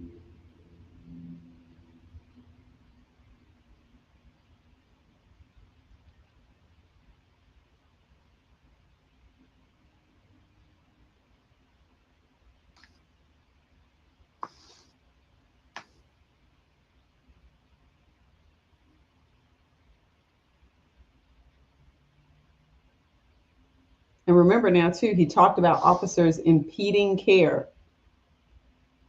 Kind of hard. All right, Mr. Long, we're about 5 minutes now into the encounter, and I'm happy to back up the tape so that you can give a precise answer if you would like for me to. I noticed that around 20 hours, 45 minutes, 21 seconds, there was patient engagement, there was touching, there was interacting with with patient TN. Is that fair to say in that somewhere in that 2 minute period of time, there was patient engagement, patient interaction? Is that a fair summary of that 2 minutes?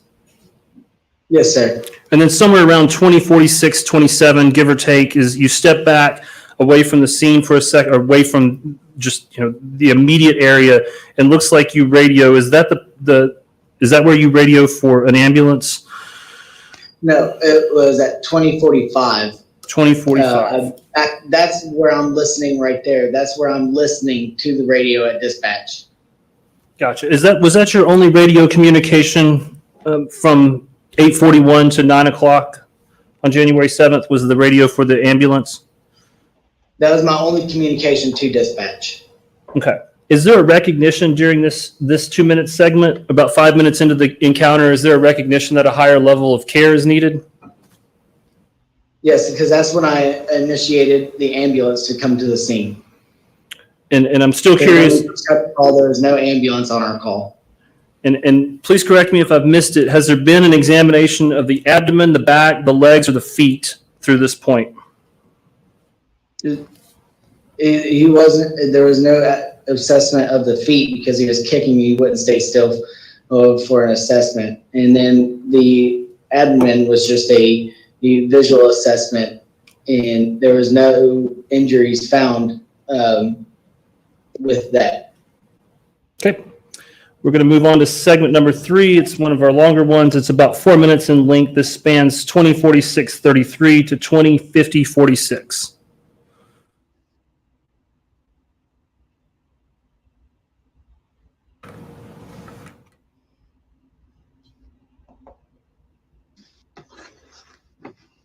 All right, this is the third segment. I can't remember if he said 4 segments or 5 video segments that he was going to show.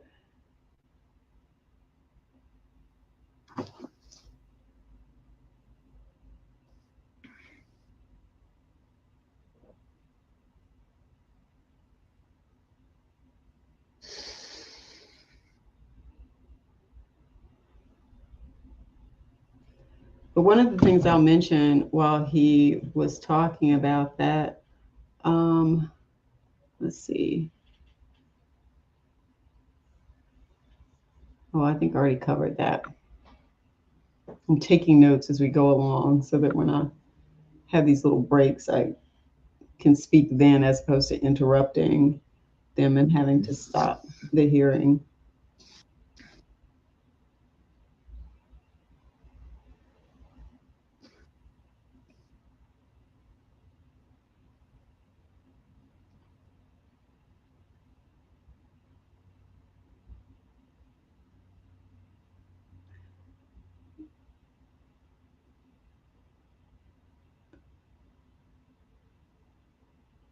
So this is one of those parts where, again, I'm sort of wondering about this impeding patient care.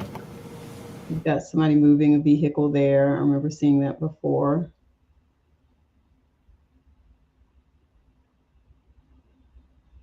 You've now got an officer coming up. Oh, you've got him coming up and taking the bag away. Or someone taking the bag away. It's still kind of difficult to see.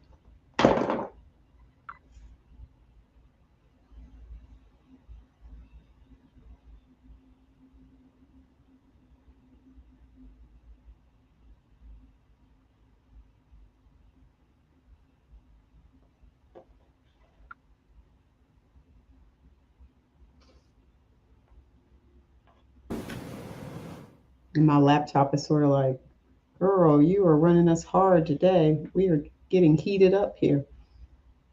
We'll just hope it stays on for the entire time. We're not even halfway through this yet.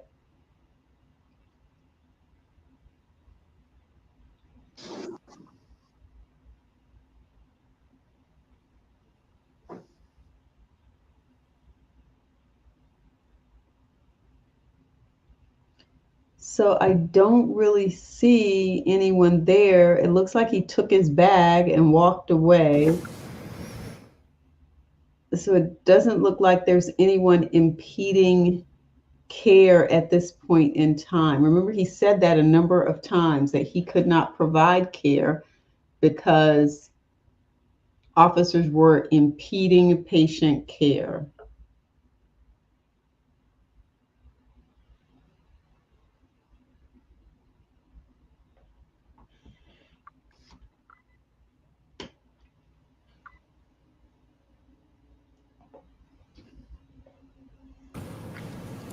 All right, let me come back to your comments.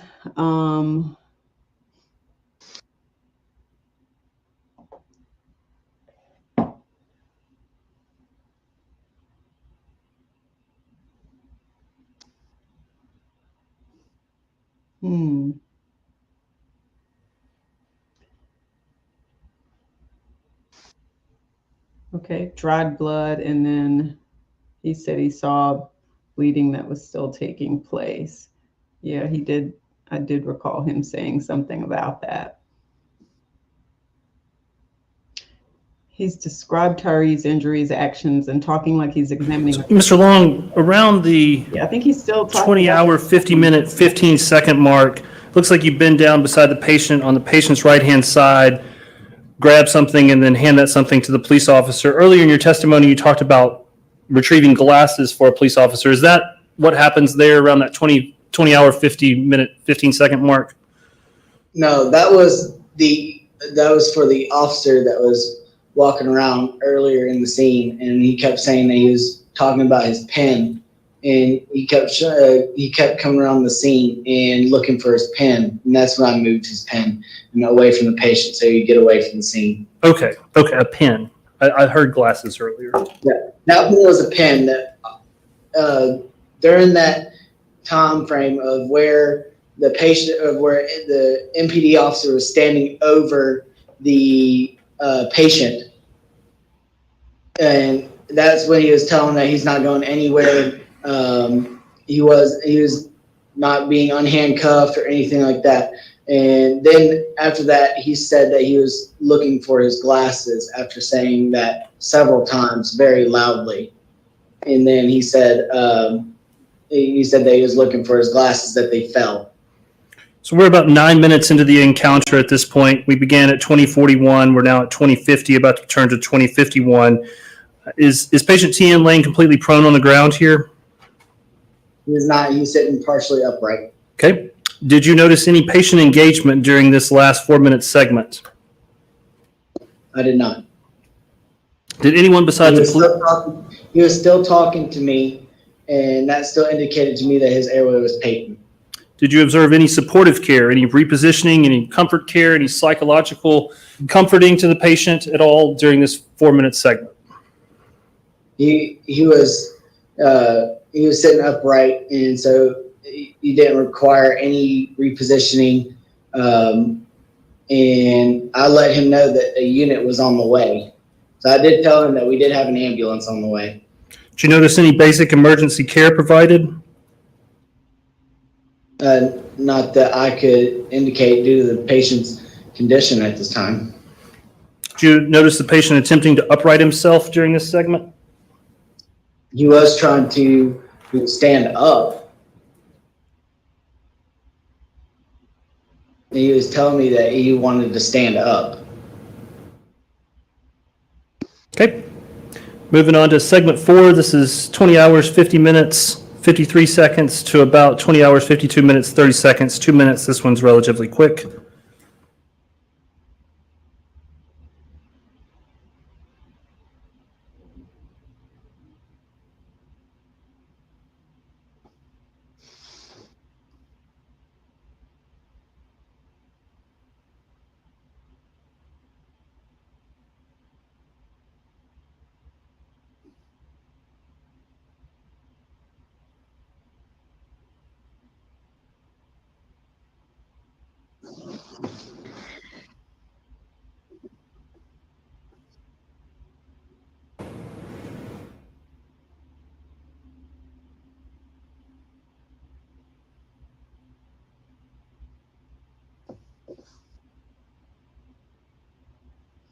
Yeah, there doesn't appear to be any care going on. I mean, it doesn't seem like there's anything. Again, it's kind of dark, and I think that's his point. Remember, I told you in that first hearing, he said for 19 minutes he did nothing, but it does look like there was some engagement here.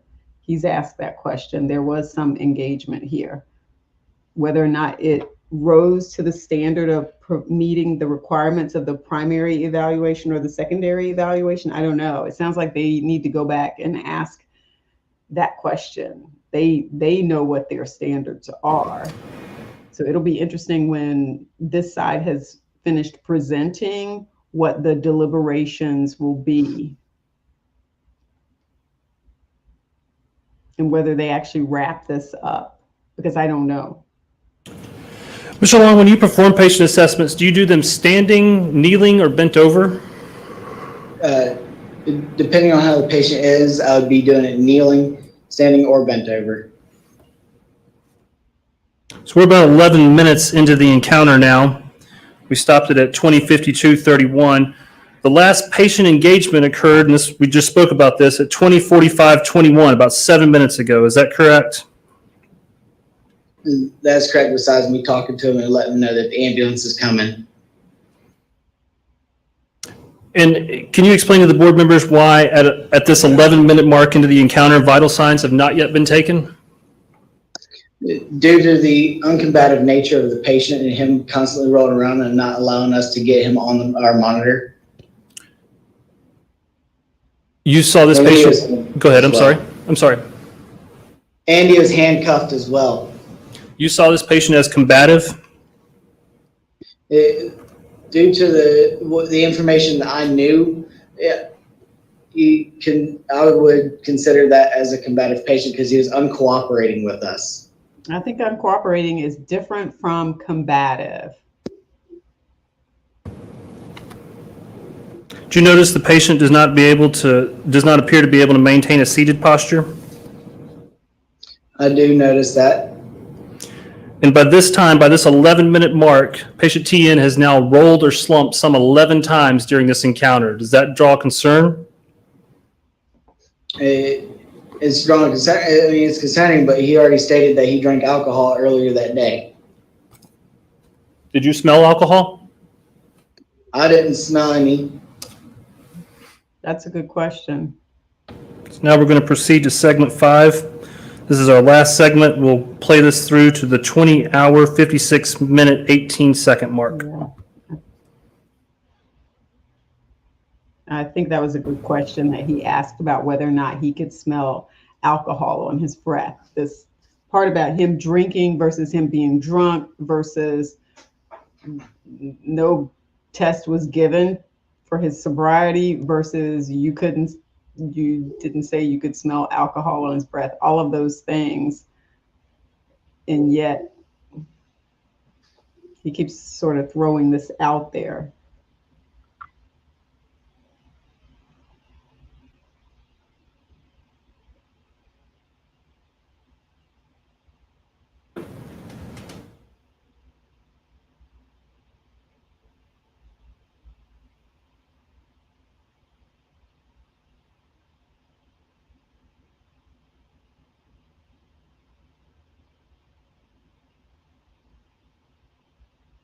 And this is the last video segment.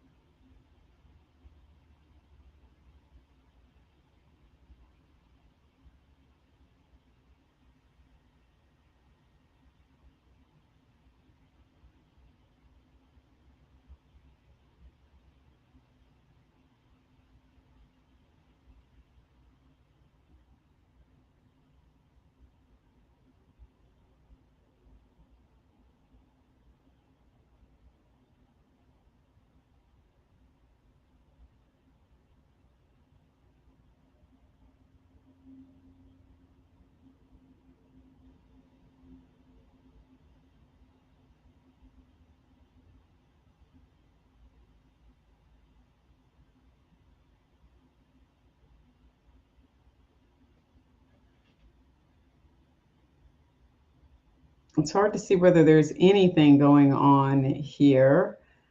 So I apologize, Mr. Long. I'm going to jump in here and then we'll finish it out. Were you prompted by a police officer to check on patient TN right there?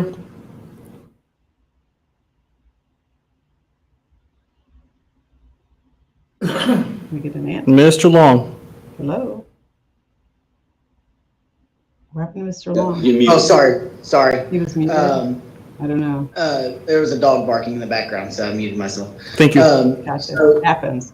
no, the patient had just stopped talking to me, and that police officer walked over, and the patient had just stopped talking, and that prompted me that something is just recently that just changed there, and that's when I go and check on him to talk to him and see if he was still able to talk to me.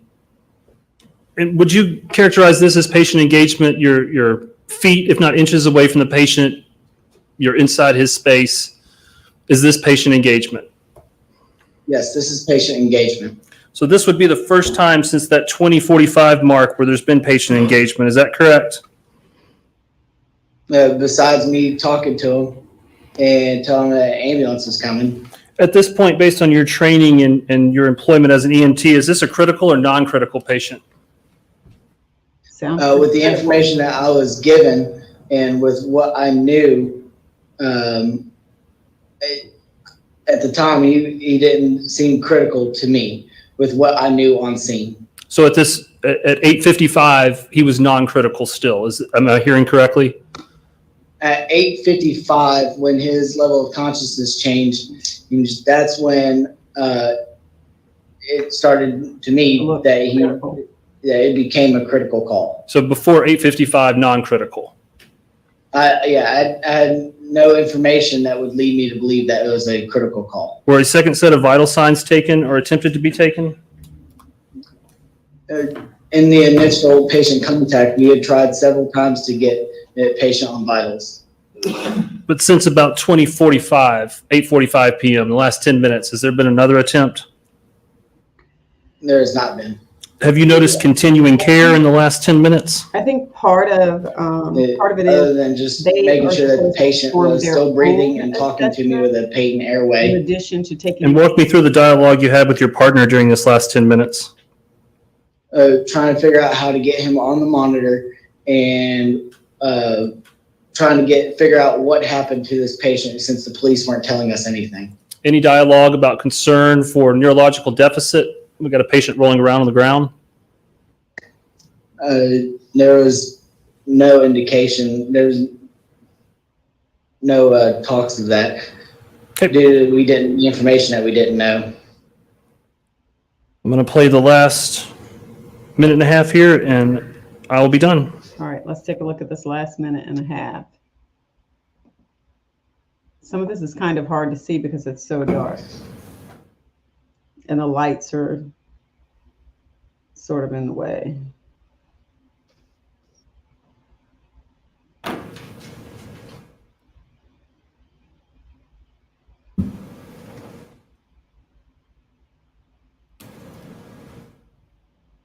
So you can see someone sort of bent standing over.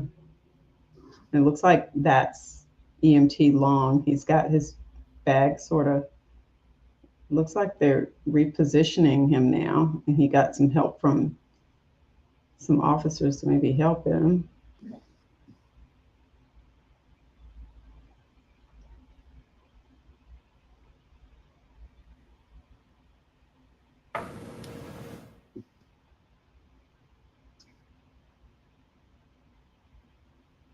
Yeah, it's not clear exactly what just happened. And again, I keep wondering, where is the advanced EMT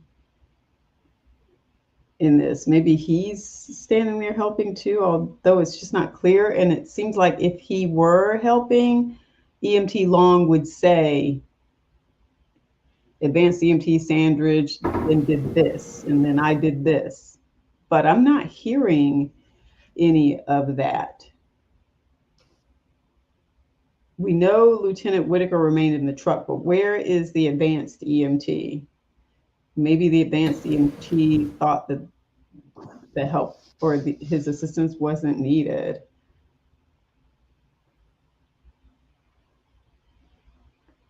But I'm not seeing him here. So it looks like he walked away for a second, EMT Long.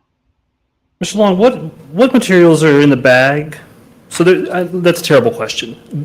Mr. Sandridge and yourself moved bags around to patient TN to his right-hand side, the shin area of his, right-hand side. Materials are pilfered through the bag, and then it looks like you grabbed something and set it down. Can you walk us through what's in the bag, what's going on right there? Where at? Because I didn't grab anything in the bag there. Move the bag closer. Because that's the cardiac monitor right there that I moved.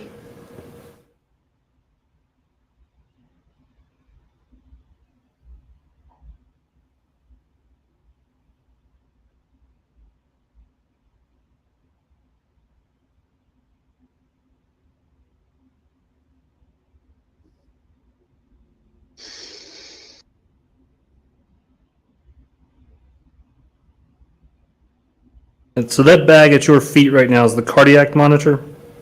Yes, that's the cardiac monitor.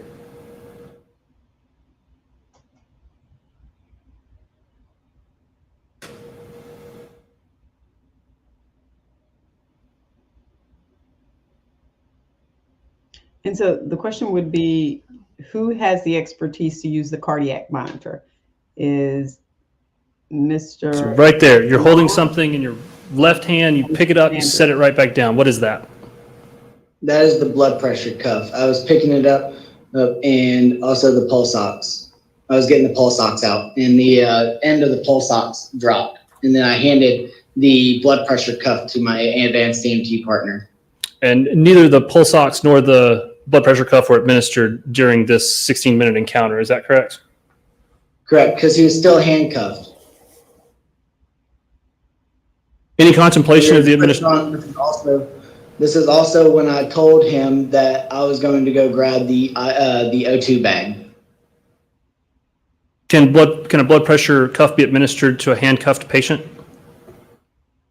I wasn't ever trained on how to deal with a patient in handcuffs. Understood. I'm curious if you yourself can place a blood pressure cuff on a patient who is handcuffed. Thank you. If with the way that his arms are handcuffed behind his back, it was tight to his torso. It was really hard to get my hands through there to get a blood pressure cuff on him. Any contemplation of the administration of Narcan? No. What prompted you to walk away right after this, right around the 8:57? I told my advanced EMT partner that I'm going to grab an O2 bag. Got it. And I'm going to play this through just a few more seconds to ensure that I understand the scene. The unit that was called around the 8:45 mark, did two of the individuals from that unit come to the scene first? From the unit? No, you don't see them come on the screen until about 20:59. Let me stop it real quick. When I went through the decertification documents, it noted that one or more, I can't recall how many, officers had removed their body-worn cameras. One, for instance, one of the decertification documents said that the officer took it off and put it in the trunk. Just want to add that since you're asking the question, because that's a good question.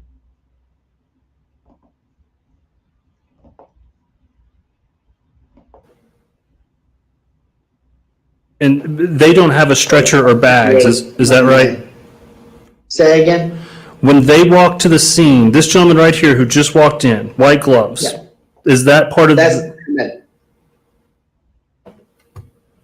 Go ahead, Mr. Long. That's the paramedic. The gentleman with the white gloves, that's the paramedic. Got it.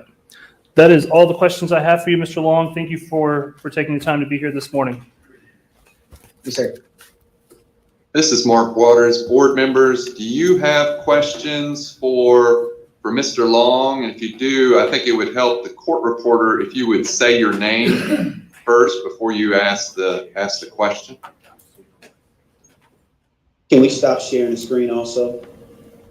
I apologize. Yes, that's on me. Are we back? Mr. O'Neill, is that back to normal? It is, and I do have a follow-up questions in light of his questions. But I know the board gets to ask questions first, so.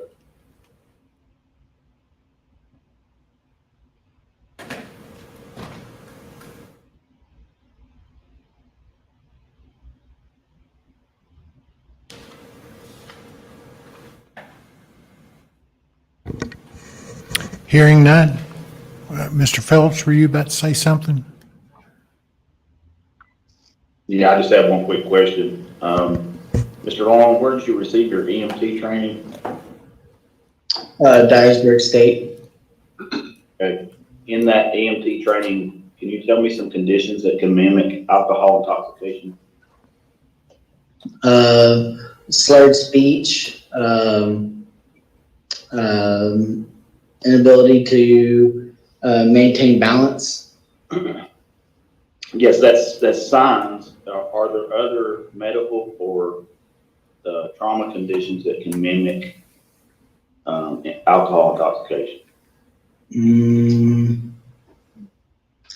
Like hypoglycemia.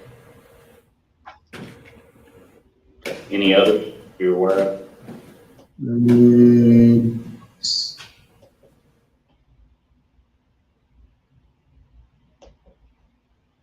Not that I'm aware.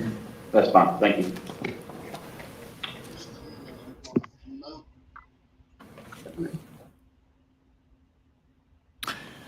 Smith here, question. You said he was refusing care, but why is it okay for a paramedic to provide the care if he was refusing yours? What was your thinking? Due to his level of consciousness change, because that's when he was responsive to pain stimuli. When the paramedic got there, he just went responsive to pain. So that would be an implied consent.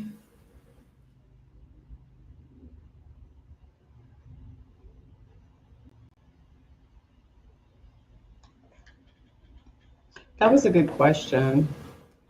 Where did you call for the ambulance? I missed that in my notes. 2045, I called for the ambulance. Okay, and his mental status changed at 2054?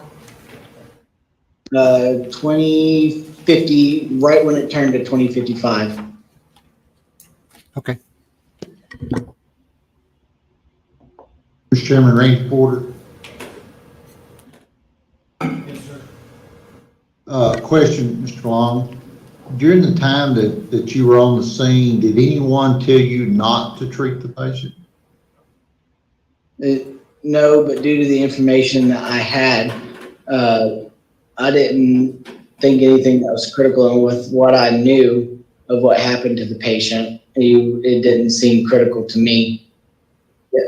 Just with the information that I understood from the call. And that they were constantly surrounding us and impeding our care. Who was constantly impeding your care? MPD, they were standing around us the entire time, and then in about 2048, 2050, they moved off of the scene. But no one ever told you not to treat the patient, right? No, sir, they did not. And when you viewed the patient being handcuffed and from looking at the video, to me, as looking on the video, looked like someone that was in medical trouble and needed assistance. But you say that the whole time he completely refused your medical care the whole time that you were there. He would keep rolling away from me every time we had tried to get him on the monitor. But did he ever? He verbally told you he did not want you to treat him? He did not verbally say that he didn't want us to treat him. So then, how did he ran away was protecting us? Yeah, and I'm sorry for the delay. So if he ever. I'm sorry, the witness, I didn't hear your last answer. Mr. Long, could you please repeat what you just said? Oh, that the patient never verbally told me to not treat him, but his actions of him moving away from me, and with the information that I knew at that time, an indication that he didn't want me to put him on a blood pressure cuff or get his vital signs. Mr. Long, if this situation had been different and you were in a patient's home somewhere and this gentleman was laying in his floor at home and you were trying to treat him and he never did tell you he didn't want to be treated, but the only thing he did was try to roll away from you or whatever, would you still treat him? Well, would he be handcuffed in his home? Could be. It's a different scenario. How so?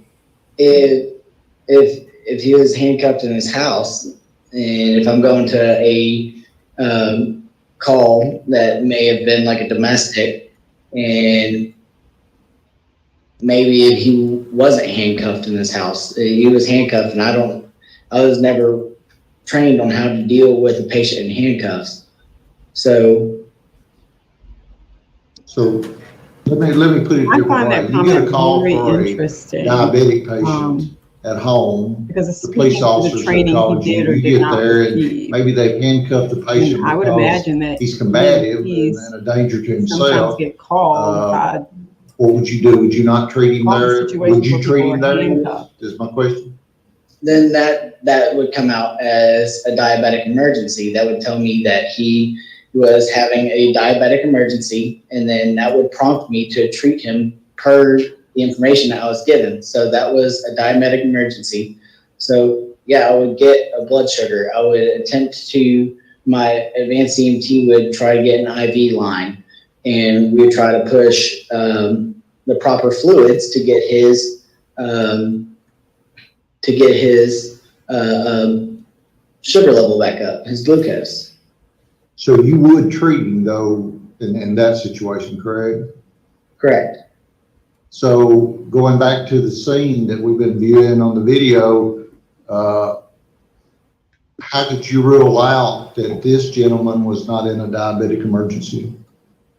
I didn't know the nature of the call. I didn't know, the only thing that I was given, it was that that there was an assault on a police officer, and that's the call that we responded to. We didn't get any additional information about what was going on. Do you always just rely on the information you get? Do you not do assessment of the patient to get your own information? I did a visual assessment on the patient, and there was nothing that indicated to me that he was critical with the information that I knew. And when I asked police officers that were on the scene, they only told me that they ran from him. That doesn't help me a lot at all. So I was trying to get additional information. I even asked the patient, and the patient didn't even tell me. All the patient was saying to me that he wanted to be stood up and unhandcuffed. That's the only thing the patient said to me besides his name and his age. All right, let me stop for a second, because if you're his attorney, if you're Long's attorney, because I've been thinking about this as he's been talking about this part about this missing information. There are two parts to this. If you're Long's representative, then you're telling this hearing group, this board, hey, he didn't know that he had been kicked X number of times. He didn't know that he had been punched, although you did see the busted lip and the head thing, right? So you knew something had happened. But as his representative, you would point out, you would go back and look at that video and say, okay, he got kicked 12 times. Did you know he got kicked 12 times? Did the officers ever say to you that they kicked him 12 times or that they gave him body blows?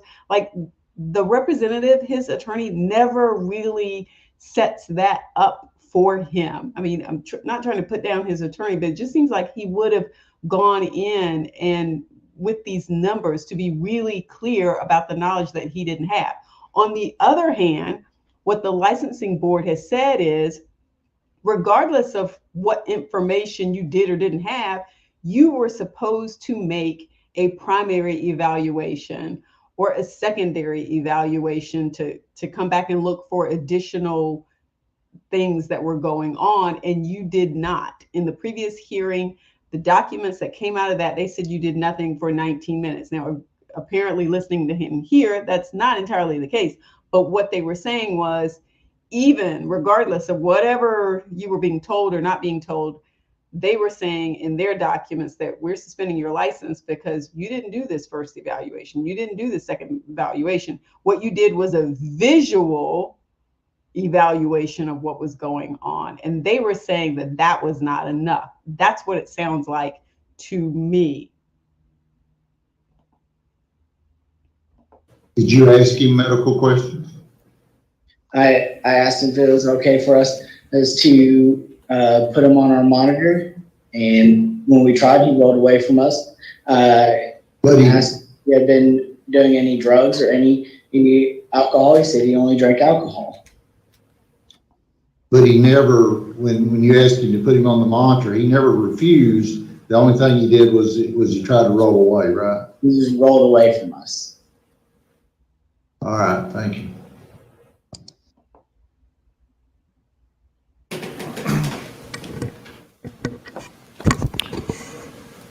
Smith again.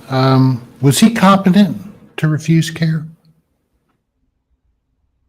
With the information that I knew, and with him telling me that he wanted to be stood up and unhandcuffed, and that he knew his name and age, that would tell me that he was competent, but that's not for me to make that decision. That's for my higher level of care, the advanced EMT, to make that decision. Because I was the lowest level on this call. So the second question, was he competent through that entire encounter, that entire video?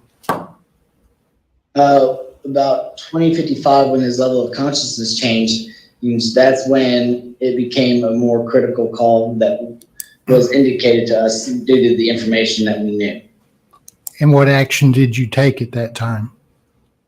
At that time, I went to check him and talk to him to get a verbal response, and then I did a sternal rub. And he responded to painful stimuli. Okay. And what care did you provide with this change in your patient's condition? He was still handcuffed, so I sat him back into an upright position where his airway was still open, and he was still breathing non-labored. And so that indicated that he was still breathing. And the only thing that changed was his level of consciousness. Is that significant? That is significant, and that's when it changed to me that he was a critical patient. But due to the information prior, I had no indications of being critical. And that's when I left to go get O2 right after I did the sternal rubs. Okay.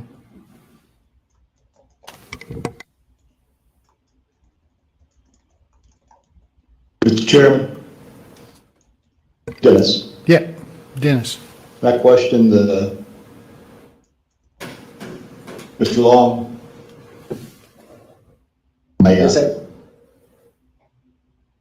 Mr. Long, you say he changed in his reaction to you as far as his level of consciousness.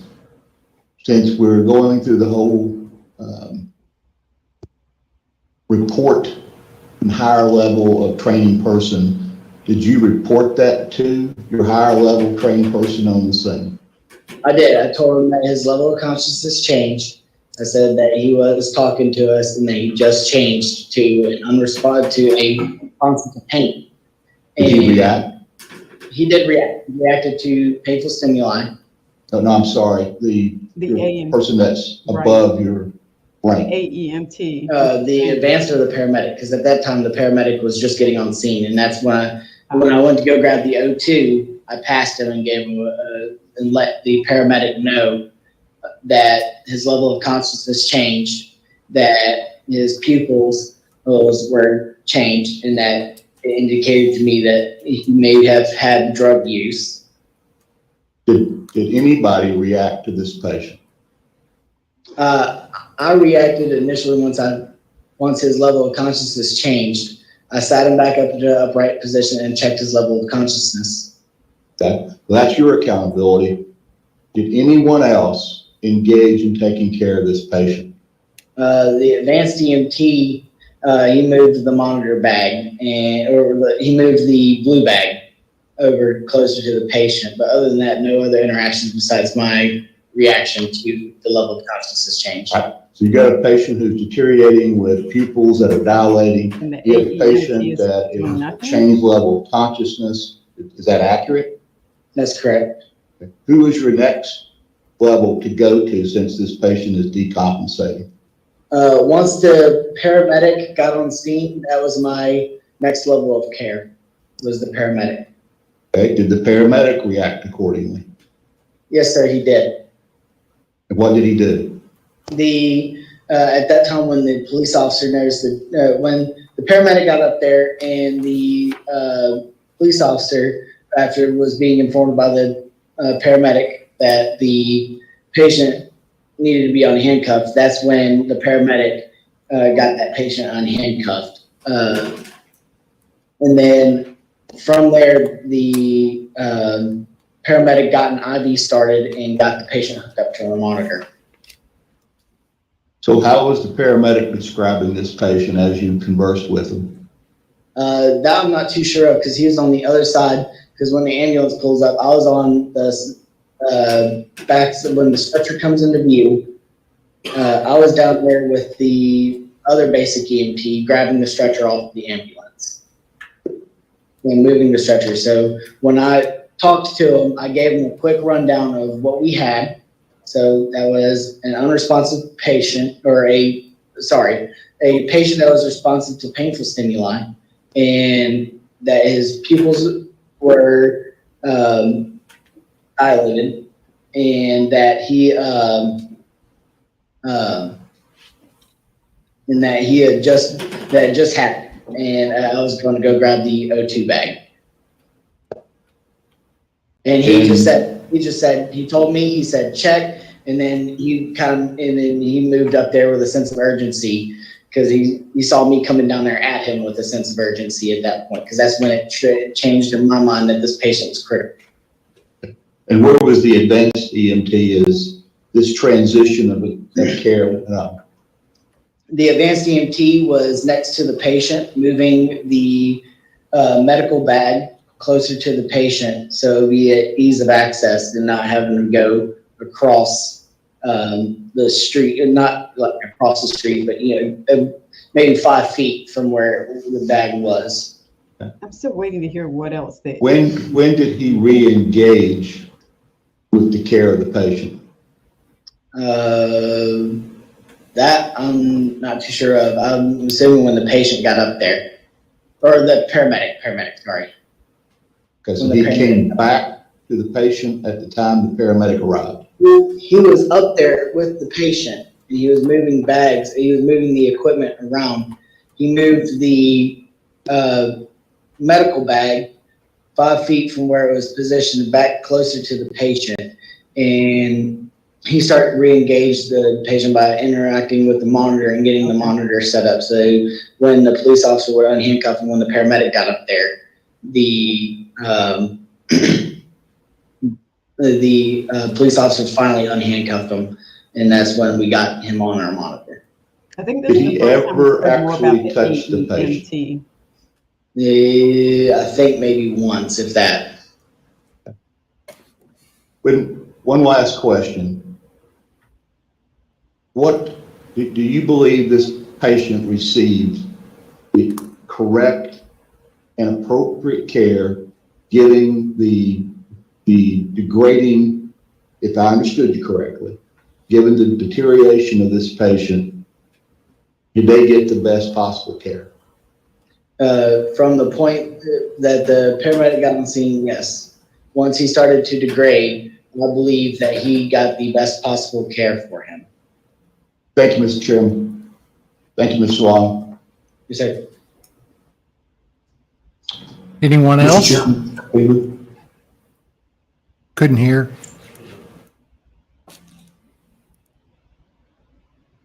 I still didn't hear. I think they're waiting to Mr. see Chairman. if board members have questions. Go ahead.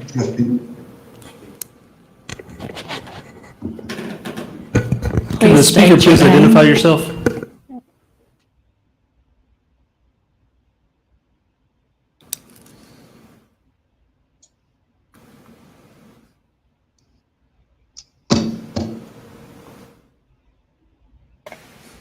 Mr. Chairman, this is Jeff Beaman. Can you hear me now? Better, yes. Sorry. Just a couple of quick questions if possible. Please. Mr. Long, if I remember correctly, you were a member of a fire engine company that responded to this incident? Yes, sir, I was. How many personnel were on board that apparatus that evening? 4. My driver, my lieutenant, my advanced EMT, and myself. Is your lieutenant your I totally supervisor? forgot about the driver. Yes, sir. Is your lieutenant also, do they possess a medical license? Yes, sir. Okay. Where was your lieutenant during this encounter with the patient? In the engine. Your lieutenant was still in the apparatus? Yes, sir. Or is this is a practice question. Is it practice for the Memphis Fire Department for the apparatus driver to remain with the apparatus? Yes, sir, it is. The driver's policy is for them to stay with the piece of equipment at all times, for them to be able to maintain that piece of equipment. Do you know what level of license that your supervisor, your lieutenant possesses? She is a basic EMT, and she's also a nurse. Okay, didn't know she Okay. was a nurse. Did you ever have any conversation with the police officers about your differential diagnosis of the potential issues that the patient was having and the need to unhandcuff him prior to the arrival of the ambulance? There was several times. We asked them several times if they could, and they immediately told us that they weren't going to uncuff him. Okay, did any of that conversation ensue the medical necessity of that? I told him for our assessment that we need him unhandcuffed for the proper assessment of the patient, and they denied us that. Was this conversation recorded in your patient care report? I didn't write the patient care report.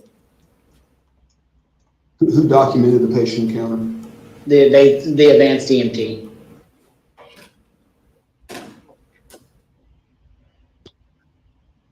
Okay, that leads to another question. Were you involved in the creation of that patient care report at all? I was not. The only thing I did was just sign. Okay, Mr. Chairman, I don't think you had any more questions. Did the court reporter hear me okay? Was that Mr. Beeman? Yes. Yes, ma'am, Mr. Jeff Beeman. Okay, I would just ask in the future, whoever's speaking, I need your video on, please. We're a Microsoft organization, but our organization doesn't like Microsoft Teams. And the limitation of the system is audio only. Other questions?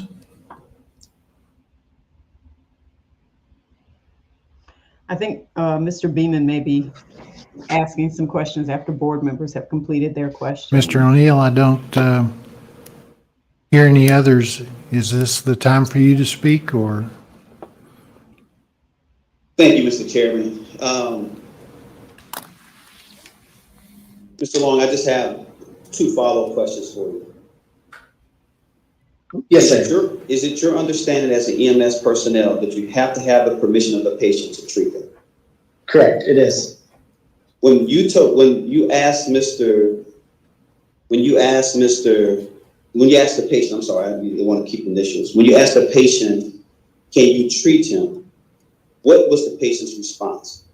When I asked if we could treat him, he didn't verbally say no, but when I was about to put the blood pressure cuff on him, he did roll away from me. So that indicated to me that he did not want me to put that on him. When you first asked him, can we treat you? What was his statement to you? That he wanted to stand up and be uncuffed. And then when you tried to touch him, what would he do? He would move away. I'm ready to call my next witness. No other questions. Okay, looks like he has another witness. Any questions from the board based on Mr. O'Neill's follow-up? Mr. O'Neill, what is your preference? Do you want to try, so when you share screen, it's going to show up the way mine did earlier in a tiny box. Otherwise, I can try to share from the podium here. Do you have a preference? Well, here's what I would ask. I'm gonna, when I start talking to my witness, I'm gonna ask that witness about his CV. And I would ask that CV be placed somewhere where the board can look at it and have access to it. Got it. So board members, it's in the cloud through the same link that you have access to. You can pull it up there. I cannot drop it into the chat. I've misstated that. So our option here is to share it on the screen, or you can pull your own copy from the cloud and look at it as Mr. O'Neill goes through testimony with Mr. Holloway. When I said Mr. Beeman, if that's you, Mr. O'Neill. This is James Ross. I prefer that it be on the share screen, please.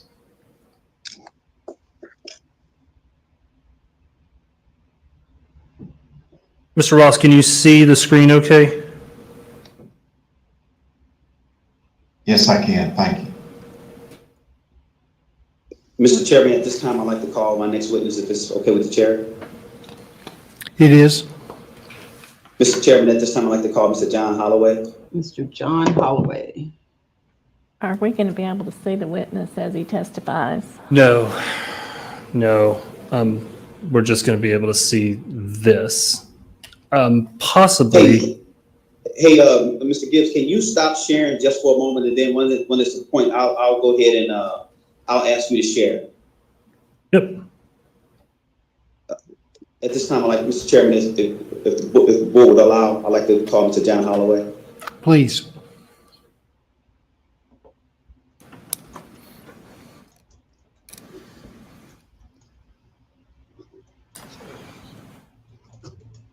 Can we swear the witness?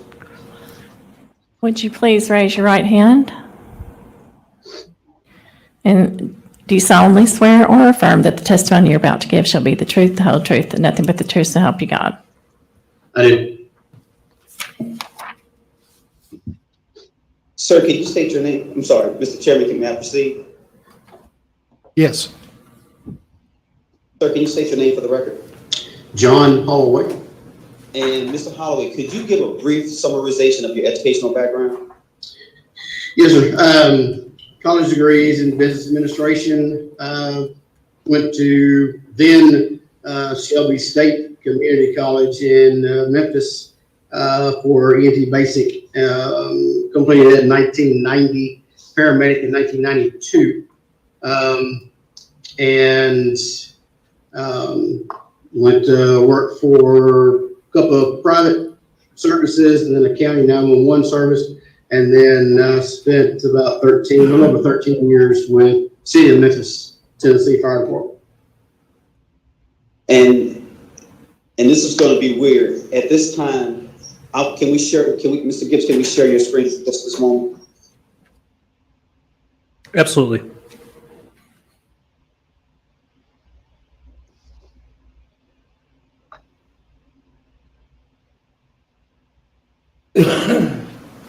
Mr. Holloway, I've asked you to provide a document today, and I have displayed the screen a document. Can you see this document? So it looks like this is his resume. And can you tell the board what this document is?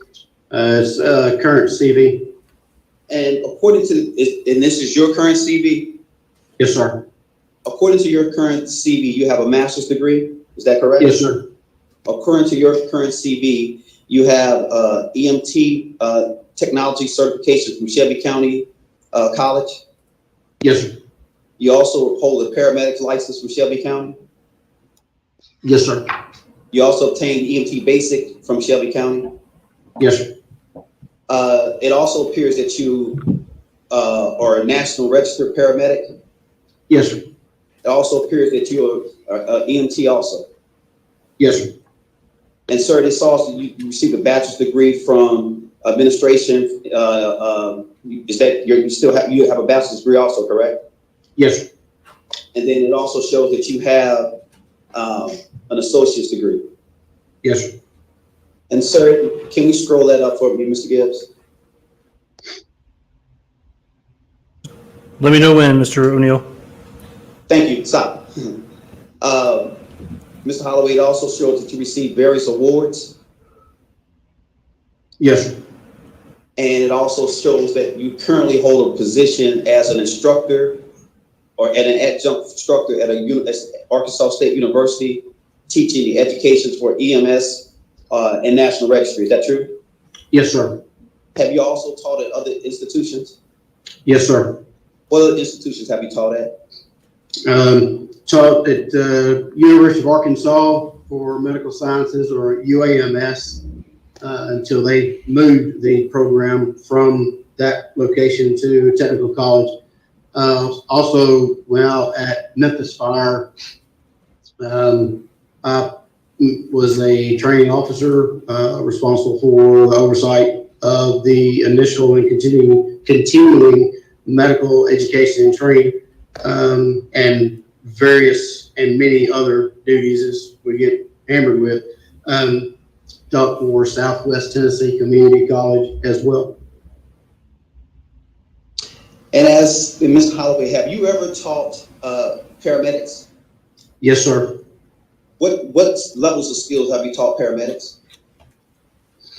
All of the I wanna paramedic know if he's skills taught how to from patient assessment to assess with handcuffs on, intubation, how to get a blood pressure the cuff chest on. needle decompression,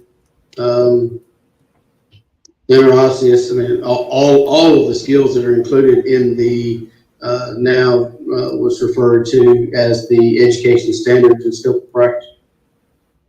And have you ever taught National Registry of Paramedic courses? National Registry does not have paramedic courses per se. The paramedic courses, EMT and paramedic courses are taught according to a national standard, and National Registry is the gatekeeper or the testing mechanism that we use for entry level EMS providers in Tennessee. Are you currently teaching paramedics in the state of Tennessee? Not on an initial basis, but I do teach for my company. We provide several EMT, advanced EMT, and paramedic level refresher courses each year in Tennessee. And do you provide refresher courses for EMT basic also? Yes, sir. But have you ever taught paramedic courses? For initial training paramedic courses, I'm sorry. Yes, sir. At Southwest, at Shelby State Community College. Have you ever taught initial EMT basic courses before? Yes, sir. Memphis Fire Department, Shelby State Community College. Okay. And do you teach a course called ITLS? Yes, sir. Can you tell the board what does that stand for? What is that? International Trauma Life Support. It's similar. It is very similar to the pre-hospital trauma life support course. Some differences in philosophy, but they essentially teach the same thing as far as trauma assessment, recognition, stabilization, and transport. And have you ever taught a course called ACLS? Yes, sir. Can you tell the board what that stands for? Advanced Cardiac Life Support. And what does that course entail? Teaches advanced level providers used to teach how to read rhythms. It's more of algorithms, how to appropriately manage cardiac patients after interpreting a cardiac rhythm and patient assessment, differential diagnoses, and providing treatment according to their meaning, the Heart Association's algorithm.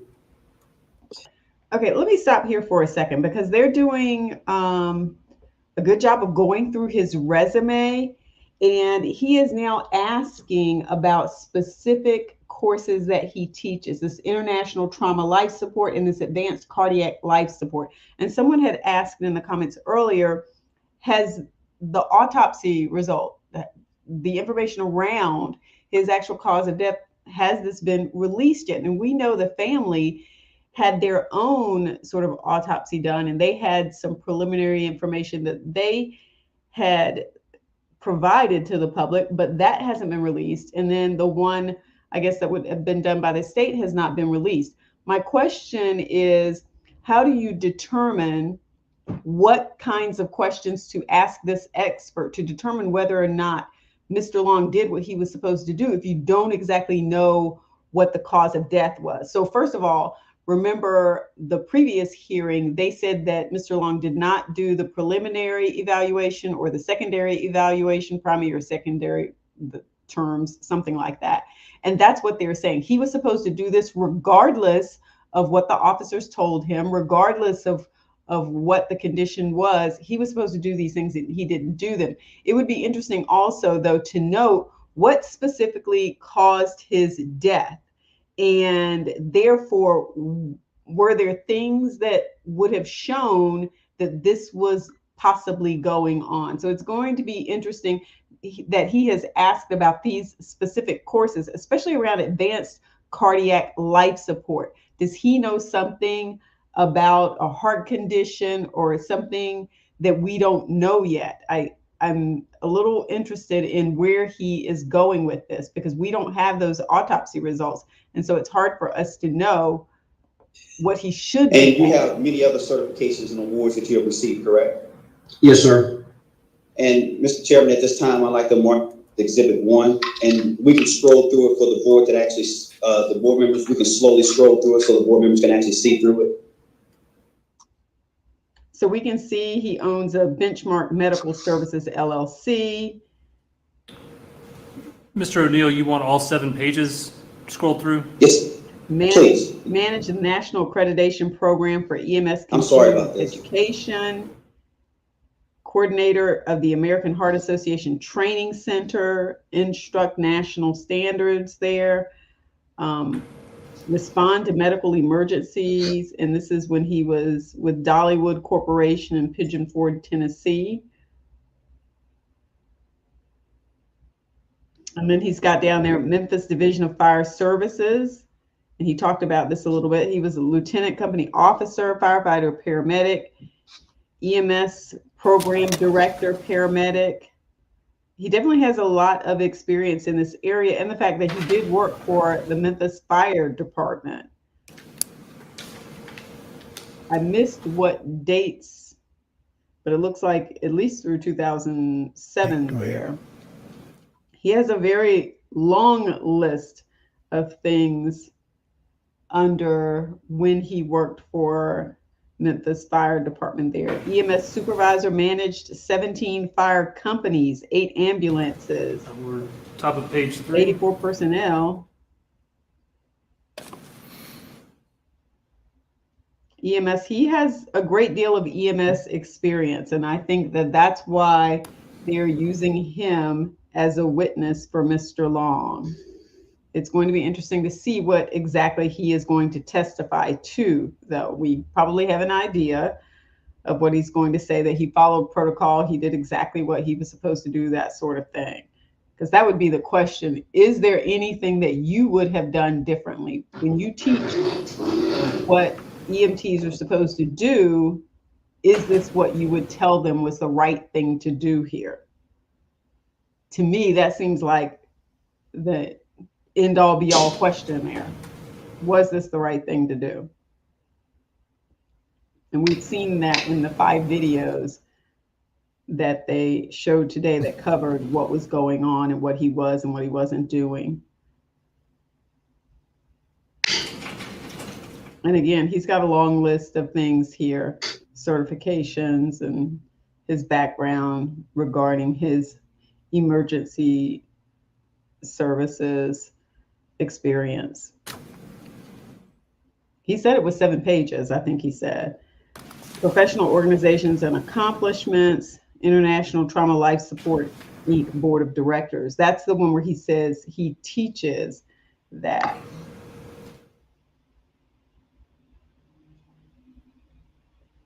National Association of EMS Educators, Tennessee EMS Education Association, Tennessee Department of Health Division of Emergency Medical Services. He's been on the Education Committee, EMS Skill Manual Revision Committee co-chair. I think that's what that was before it went out of view. He's trying to establish, they are trying to establish that he is essentially an expert in this area. So they had him testify to his experience. They're going to include this exhibit. Then they've got presentations that he's done.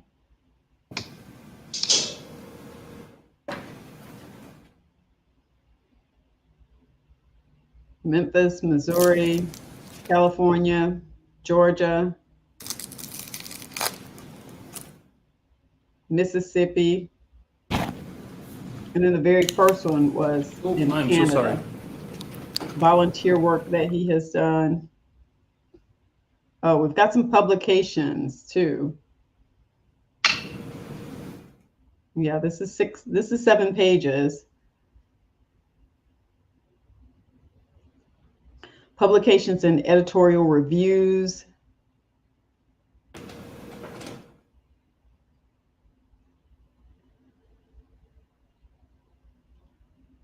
additional instructional and course coordination.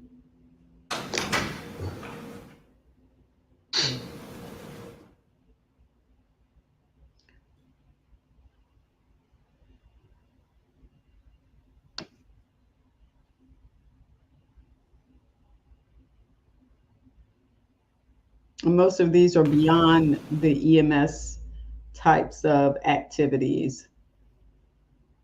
This is more fire. Mr. O'Neill, that's the end of the document. Do you want it shared still, or can we close it out? No, thank you. Can we mark this as Exhibit 1 and put it in the record? Yes, sir.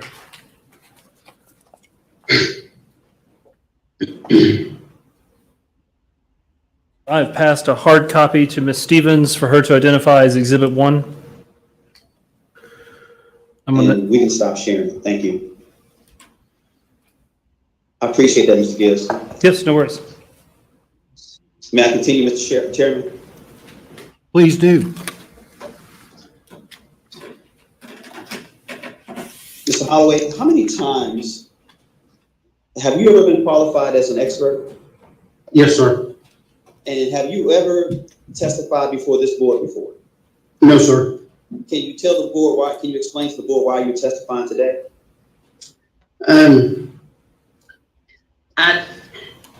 I have been asked on numerous occasions to review cases that were going to be presented to the state EMS board.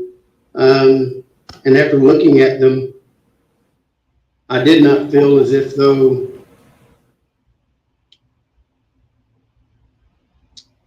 I could, with 100% certainty, present the side that I was being asked to present.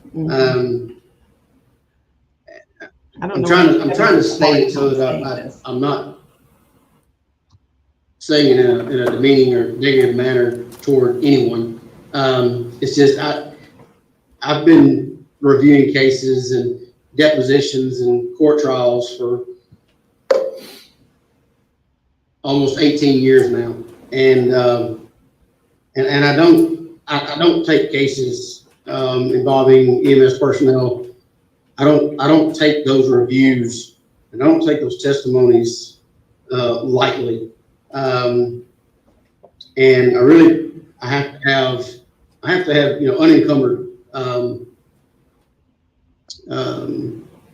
I feel like I have to have a good, clear sense of judgment and sense of what's going on. I really feel like the provider either really messed up, or they just sometimes one decision or one thing can go wrong and it can send the whole thing down the wrong road.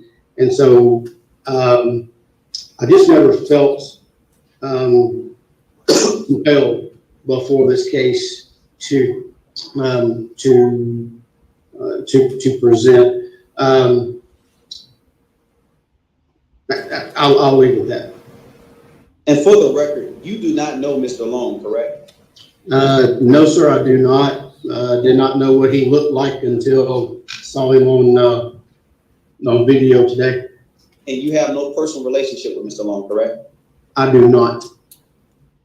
Could you explain to the board, after you have been retained in this particular matter, can you explain to the board what have you reviewed for your testimony for today? Are you saying what documents I reviewed? Yes, sir. What documents, what information did you review for your testimony today? I read, I was provided by your office and read the affidavit of paramedic Angie Shelton, the Memphis Fire Department Deputy Chief of EMS, that was dated 31st of January 2023. The application for summary suspension from the State EMS Board versus Robert Long. That document did not have a date on it. The order of summary suspension by the Tennessee EMS Board versus Robert Long, dated or ordered rather, the 3rd of February 2023. Also read the interdepartmental correspondence from Robert Long to Chief Angie Shelton that was dated 9 January 2023. And then the video from the Skycam dated 7 January 2023 that, and it appeared to be the same video that was shown earlier this morning. Can you tell the board your major concern with the video and utilizing it as a basis to remove a person's license when there's no sound? Yeah, my biggest issue with using just strictly this video is the fact that it has no sound and that there's no audio that is describing or that details or outlines the interaction or interactions that occurred between the EMTs that were on the scene and the law enforcement personnel that were on the scene, and more importantly, the interactions that occurred between the EMTs and the patient. Things are not always what they appear to be, and we can make things out of what we see, what we want to make them out to be sometimes. And that's not an accusation. Please do not misunderstand what I'm saying. Just making a general statement that how dangerous it is to only consider a video that has no audio in this particular situation. That's my biggest concern with it. Is now. Is there concern that maybe did you have any concern that whether or not the patient is rejecting care, or whether or not there's a concern of assault, battery, any of those things concern you when you got a video without sound? Yes, sir. And I reviewed this tape, the video, several times, and there were numerous times that it appeared that the patient was attempting to kick at, now, could have simply been trying to move, because he certainly appeared to be every time or almost every time that one of the EMTs, primarily EMT Long, and I have a comment about that in an appropriate time, but when they appear to make a move toward assessing the patient, it appeared to me that most all the time the patient would move away, roll away. The EMTs would reposition, and the patient would pick himself up, basically, and reposition for quite some time. And that is that to me is implied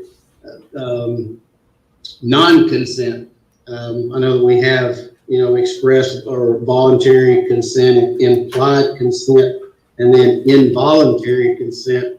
But in my, I opine that that the patient's actions are implying that, whether he verbally stated "do not touch me" or not, the patient's actions to me was saying, "Don't touch me and leave me alone."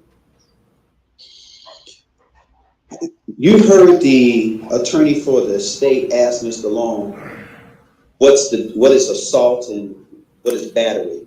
Do you have any input on what you consider to be assault and what you consider to be battery in this scenario? When we teach medical legal in EMS, we try to use the definition of the state, of the particular state that we're in. And going state to state, the definitions are pretty much the same, worded differently, but pretty much the same. Whereas, assault is where an individual feels as if though they are going to be harmed. Shock the conscience has been used in some of the trials before, to where such as in this case, if the EMTs had pulled out the glucometer and said, we're going to check your blood sugar, and he's already rolling around trying to roll away from them, that very well could be considered assault, because that is considered interpreted by the patient as a credible threat of harm. Battery, the way I like to teach battery is you completed that threat. You pulled up you have the start an IV. You have the IV catheter, and you're gonna start the IV, or you're gonna prick the finger or whatever. That is carrying out the act. So that would become battery. And I do agree mostly with Mr. Long, EMT Long, in their assessment of trying to avoid being charged with assault and battery by providing the comfort, continuing to talk to the patient once they call the ambulance, the continuation of assuring that an ambulance is on the way. One thing that did impress me, I was really afraid that I was going to see the video when I was going to see the EMTs just walk off the screen. But thankfully, the patient was never abandoned, because never at any time did I see, from the time that both EMTs entered the frame until the paramedic arrived on the scene, never did I see both of the EMTs leave the immediate area of the patient at any one time. So let me stop here, because he touched on a couple things. And one is this whole assault sort of issue. They keep going back to him stating that he didn't want to do anything because he was concerned about possibly being accused of assault. And so that's why he didn't push things with that. But this is a new take, this sort of idea that he was never abandoned. That's not the standard. The standard is not whether or not he was abandoned. The standard is whether or not they provided the care that they were supposed to provide.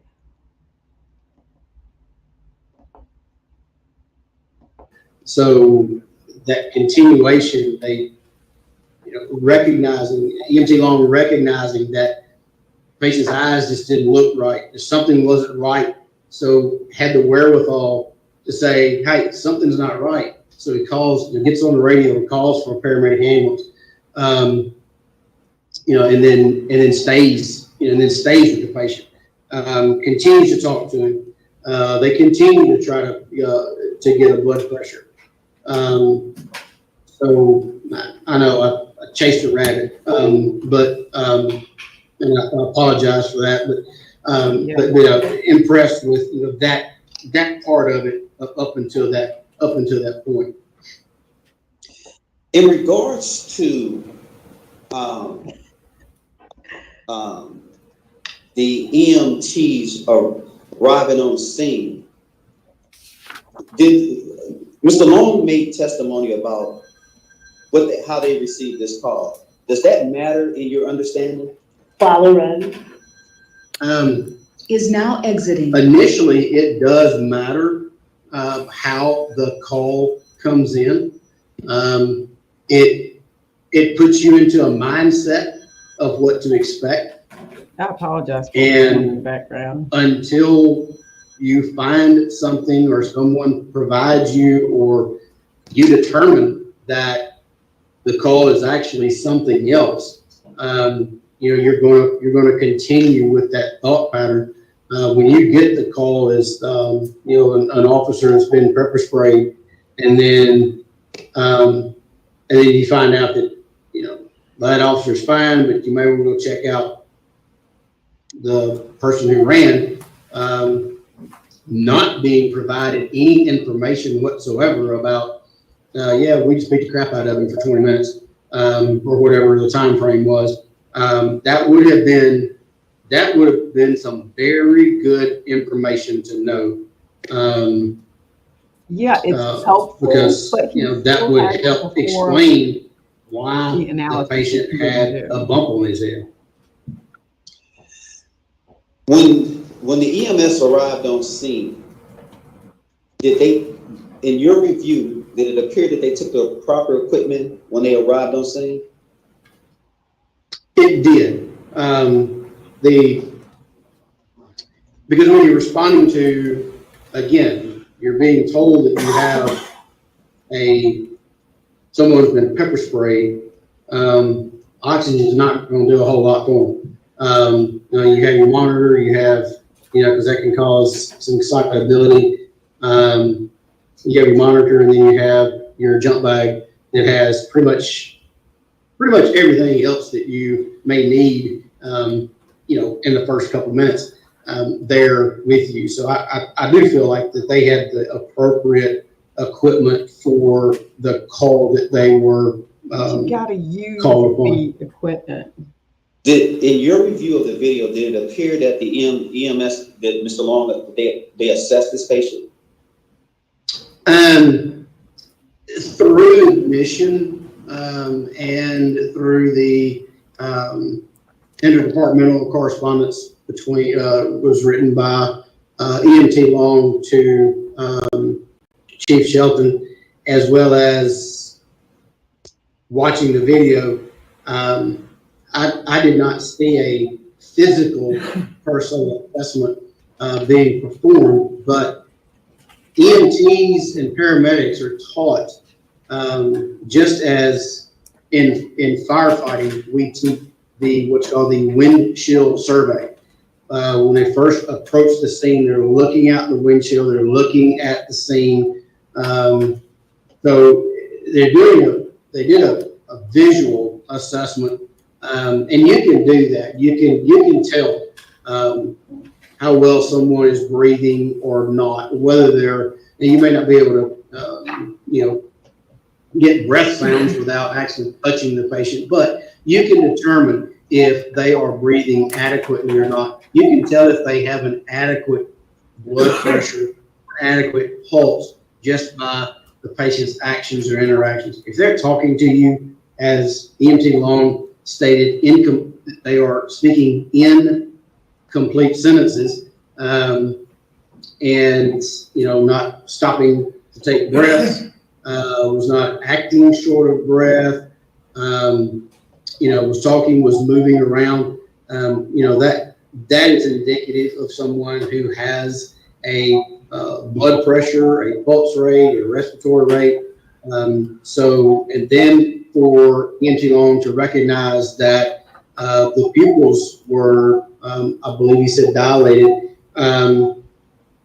that proves that he did in fact conduct a visual assessment, because in their opinion, based upon their assessment with them being on the scene, that the patient was refusing to allow them to touch him. In the order for summary suspension, or the petition for summary suspension, they basically state in there the basis for this action against Mr. Long is that he did not make contact for more than 19 minutes. Yep. Do you agree with that assessment? I do not agree with that assessment. Legally, making patient contact is when you have placed your eyeballs on the patient. So whether you are 1 inch from the patient or you are 10 yards from the patient, if you can see the patient and you can see what they're doing, as far as are they reacting, are their eyes open, is the chest wall moving, that type of thing, then legally that is making contact. I understand the context that may have been presented in that they did not physically touch the patient, but again, that is the danger of utilizing a video that has no audio, and then additionally not having access or not considering a written patient care report or interview of someone to find out what actually had occurred or not. You heard the testimony of Mr. Long. Is his, listening to his testimony and look at your review of the tape, does his times consistently state what he was doing at those particular times? I would agree with that statement, yes. Mr. Long testified that that they attempted to put the life pack, they attempted to do a life pack on the patient, but the patient kept rolling away. Did you notice that in the video? Yes, sir. Can you get a blood pressure with a life pack? Yes, sir. And how does handcuffs play into this entire event? The patient with his handcuff being behind him, Please explain that part. handcuffed behind him. How does that play He into said he could not take a blood pressure. It certainly makes obtaining a blood pressure, an accurate blood pressure, it does make it challenging. There are a lot of variables in that. The size of the patient's arm, the thickness of the arm, the length of the upper arm, how tightly the handcuffs are, the position that the patient is sitting in or laying in. It does present a challenge to get an accurate blood pressure when someone is in handcuffs. But I do have to say that it is not impossible to get a blood pressure when someone when someone is handcuffed. I'm glad you said that, because at one point you see the AEMT trying to roll out the blood pressure cuff, and then it appears that the patient is rolling away. Did you get that same thought? I saw that, yes, sir. Could you tell in the video why he was rolling away? If we had audio, we may know more factually, but it appeared as if though when the AEMT began to move his hands with the blood pressure cuff toward the patient's arm, it appeared that the patient rolled away. So I would presume, I would opine that the patient's moving away because he doesn't want his blood pressure taken. He doesn't want to be touched. What about when they tried to put the life pack on? Did you see the patient try to move away at that time? Yes, sir. What would be your opinion of what was going on, or why is the patient rolling away? Again, and I said it in the beginning, it appeared that the majority of the time that the patient rolls away from the EMT that is closest to him, it is because that EMT is trying to do something, whether it's trying to do some type of assessment. There was questions, and I know you've heard the board members ask, there were questions asked about the patient's level of consciousness. At what point can you do something on a patient, whether they want you to or not? When the patient's level of consciousness shifts from them having capacity to refuse care to the point where their level of consciousness their capacity, they no longer have the legal or the, not legal, I did not mean to use that word. They don't have, the patient no longer has the capacity to understand what refusing is. And a lot of people use competency in the place of capacity, and it's more capacity than it is competence. But irregardless, for the ease of the conversation, I guess, for the ease of the room, when the patient is no longer competent, they no longer understand what the ramifications are for refusing care. Can be different is from when capability. a patient moves from expressed or expressed consent to a implied consent. In your opinion, did that happen?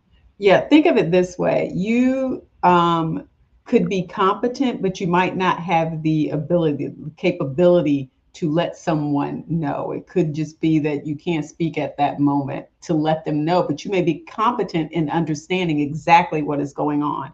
So those two words really shouldn't be used interchangeably. Happened around 2056. No, sir. In your opinion, when did that happen? In my opinion, the patient it crossed that threshold, crossed that line around 2054. Okay. Around between 2054 and 2055, somewhere in that area. I felt as if though I opined that the patient's mental status had deteriorated to a point where the EMTs could have enlisted implied consent. Now, I do say that with one caveat of abundance of caution. At that point, the patient, however, was still moving. He was still had the weaponry, still had the weapon of his feet. So one would have to still be careful of being injured to do that. Do I have an opinion of should the EMTs in this particular case at the 2054, 2055 mark, should they have diverged in and began physical assessment and intervention? I do not have an opinion on that because I was not there. I do not know exactly. There's no way for me to know that answer. I don't think anybody else on this recording honestly has the ability to make that determination except for the EMTs themselves. Because again, they may have crossed that line, they may have crossed that threshold, but the EMS providers still have to consider their safety while providing care. He was handcuffed. And in fact, scene safety is something that you guys preach abundantly, right? Absolutely. He was handcuffed. But how did the handcuffs, even with that change, how does the handcuffs play in the role when the police officer still will not release the handcuffs?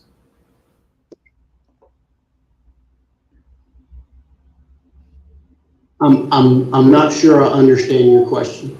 Well, they still need handcuffs uncuffed. Would you agree with that? Somebody coughed. Daryl, can you say that again, please? The EMS people would still need the handcuffs released.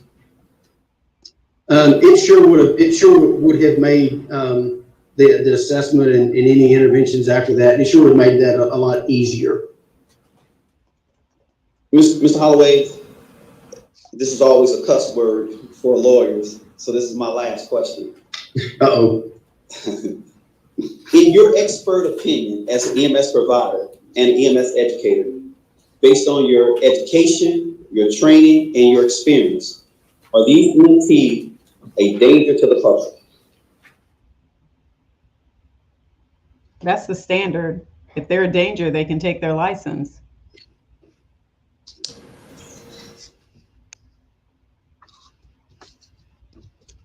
I'm going to find that EMT law is not a danger to the public. And why do you say that? Because I have not heard or seen or read or I've not had access to his testimony before today.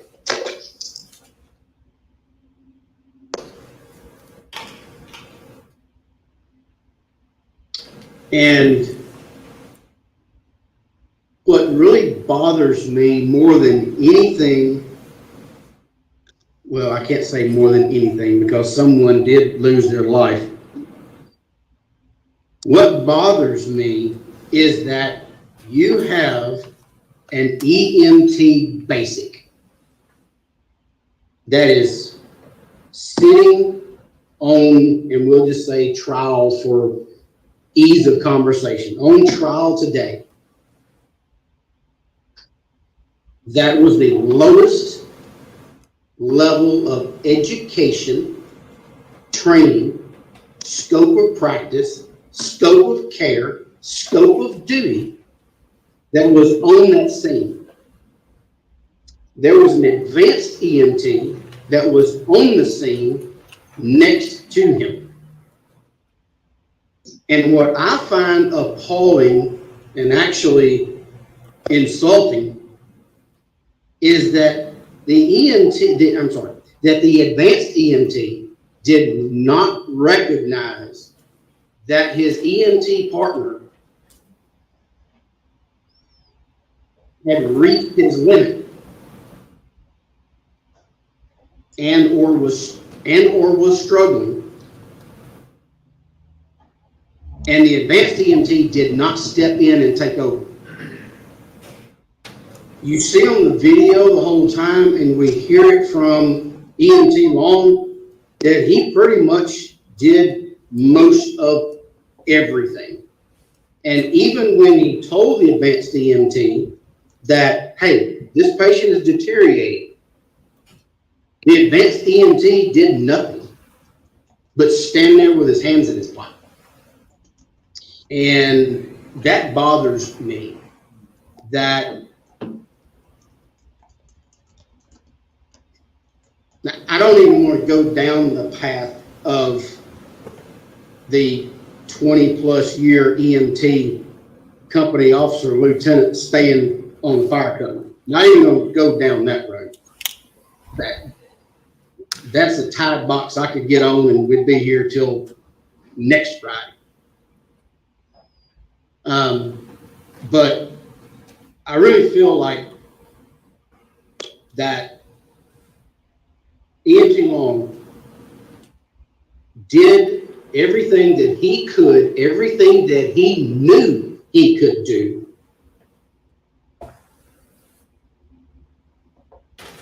in keeping in mind that he called for a paramedic ambulance because he did recognize that the patient was deteriorating.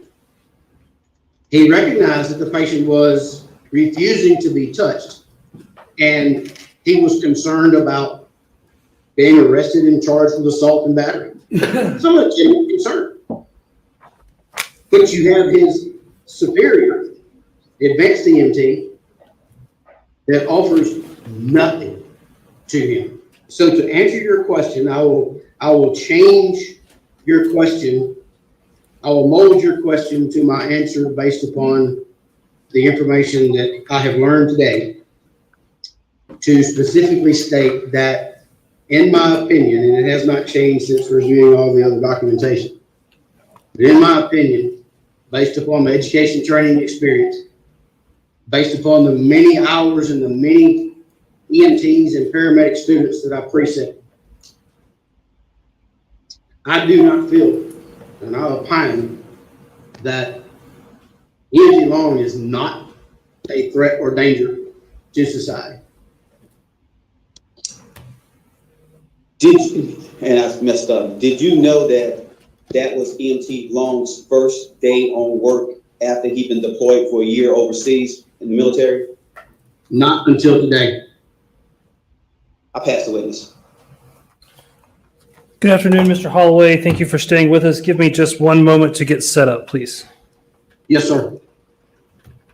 So yeah, I definitely think he was trying to shift some blame there. That's one. They're back with this assault piece.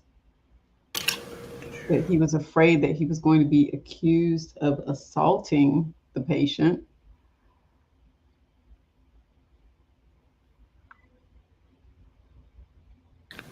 We're going to need to take a break at some point.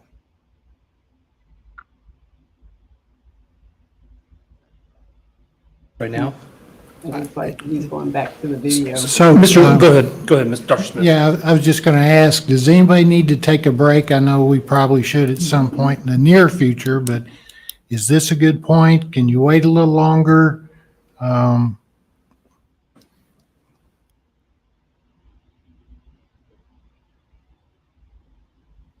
Charge ahead? I'm one of those people who's always like, let's charge ahead.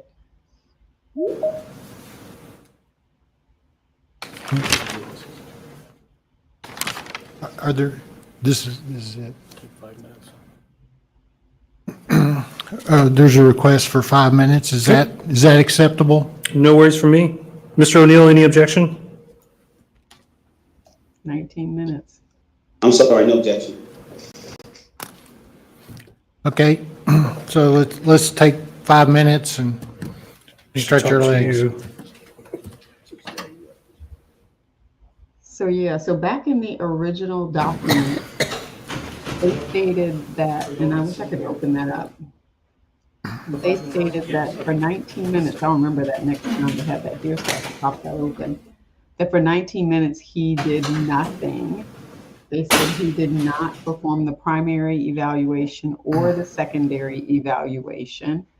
And that was pretty much what they said. The advanced EMT was the person who would have been responsible for instance, putting in an IV if that needed to be done, or some of the advanced techniques that the basic EMT didn't have. But yes, I think Harold asked about 1 day. So he testified earlier that this was his first day back at work. Like he came back December 27th or something like that. But his first day back on the job was that day, January 7th. So he tried to make this comment about abandonment, which I think it just didn't make any sense at all. He kept saying that he was impressed that they never left the immediate vicinity, and that neither the basic EMT or the advanced EMT never left the patient's area, and that he was impressed by that. But that's not the standard. The standard is not whether or not they abandoned him. You're young.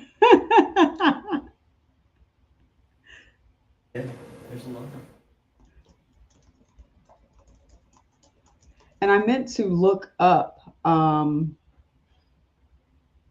long he had been an EMT. The advanced EMT had more experience. I do remember that. He had more years of experience than Mr. Long did. And so hopefully they will have his hearing information out soon. They have not released his preliminary hearing or Ms. Whitaker's. I haven't seen either one of those yet. Maybe they have, and I just have missed them.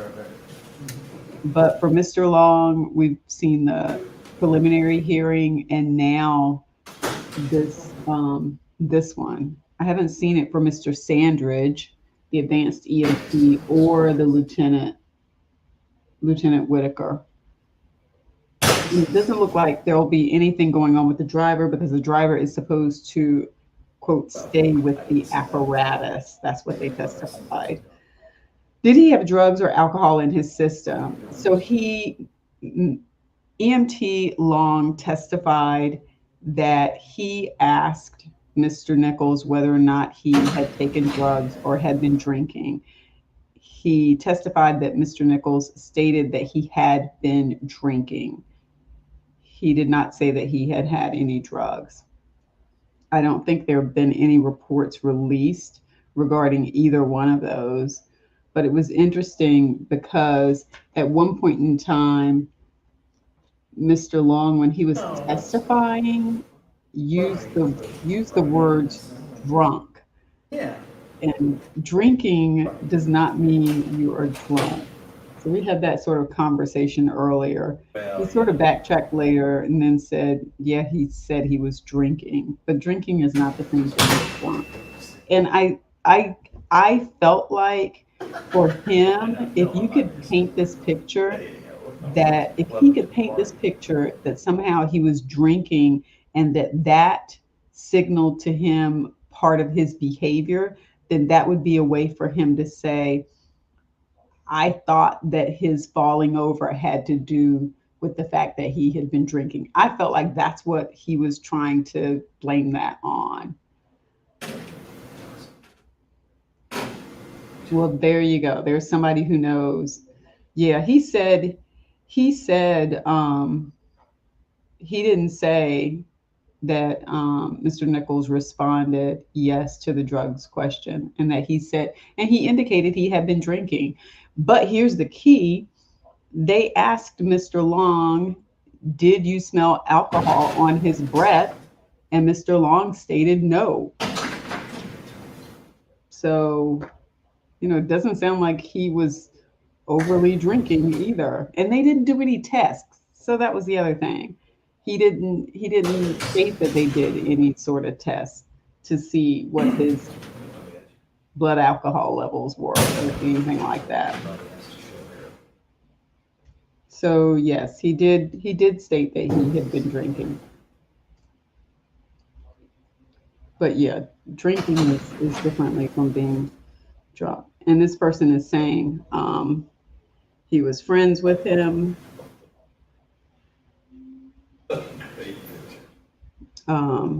But he didn't drink heavily either.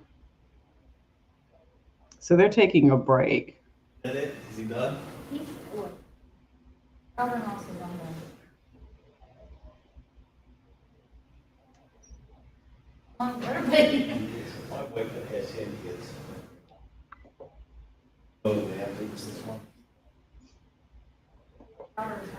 So let's see, fire department EMTs aren't always private companies. Paramedics can be or are private companies.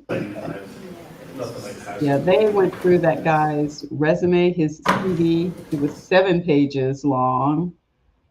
It went on and on and on with all of the certifications, all of the classes that he has taken, taught and taken, both.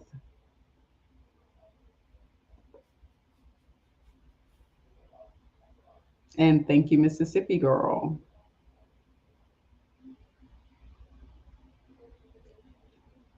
So yeah, it looks like a few people have stayed on screen. It's good that they kept everything up and running because they ran into some technology issues when they first got started. I think the first 15 minutes after roll call seemed to go on and on. Mr. O'Neill, the attorney for Mr. Long, was having issues with getting his camera back up. So Mr. O'Neill, his name's actually Daryl J. O'Neill, and I had not had a chance to check him out until now, but it looks like visiting his website, he handles Social Security, personal injury, wills and probate, labor law. I guess this would fall under labor law. It also says employment discrimination up there. He's got some landmarks. Can you tell how many are back on? Listed. We need to let Twyla back in. He's got 11 cases listed here as his landmark cases. Let's see, 1, 2, 3, 4, 5, 6. 6 are against the city of Memphis. Twyla kept going in and out. 2 are against Shelby County government. 1's against Shelby County Board of Education. So it does sound like employment may be his thing. Drop the line and then she call back. I didn't count. Does that affect your quorum? It looks like he is going to be showing the video and asking the expert some questions, particularly in the video. Ms. Ferguson, do we have all attendees back online and ready? I'm going to say yes. Mr. O'Neill, are you back online? I don't think Mr. O'Neill is back yet. He has a Bachelor of Science from Hampton University. Mr. O'Neill? And his JD is Why from can I not hear you? Lewis University. Mr. Waters, can you say something, please?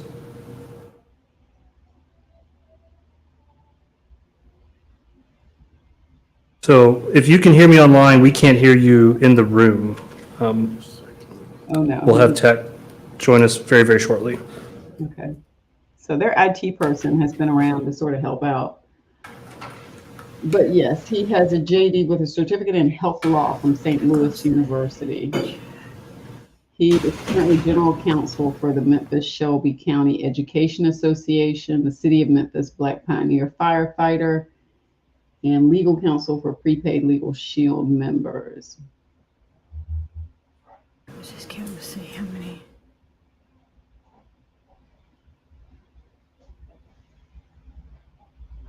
And he is actually a member of the Tennessee bar. He's also admitted to practice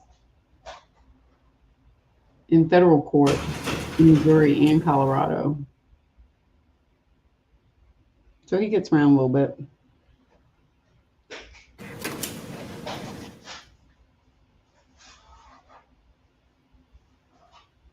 And then he has another partner and associate who is admitted to practice in Tennessee and Arkansas. I don't see Tim.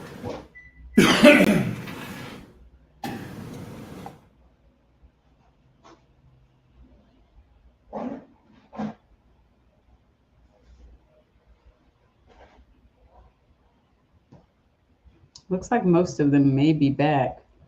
Maybe they're still having audio issues there.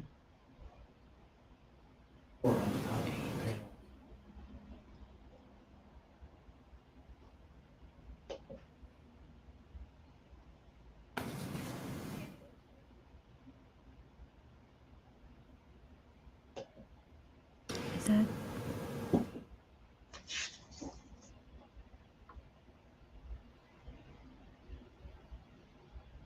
I wonder if he will ask about this impeding patient care part and how that should have been or could have been handled. This is Mark Waters. Can you hear me? Yeah, thank you.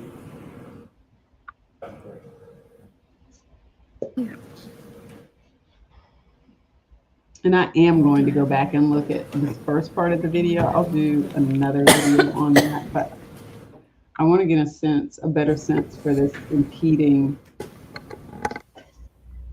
patient care.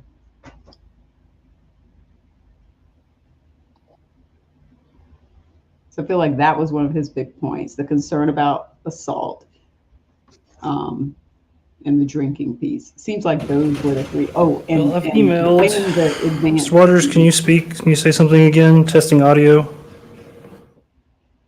Can you hear me? This is Mark Waters. Can. Mr. O'Neill, can you hear me? You've got audio. I do. Perfect. And Mr. Holloway, do you hear me? Yes, sir. Good deal. And lastly, board members, I know there's 10 of you on the call, 11 of you on the call. If anybody can't hear me, please raise your hand or speak now, please. Okay. All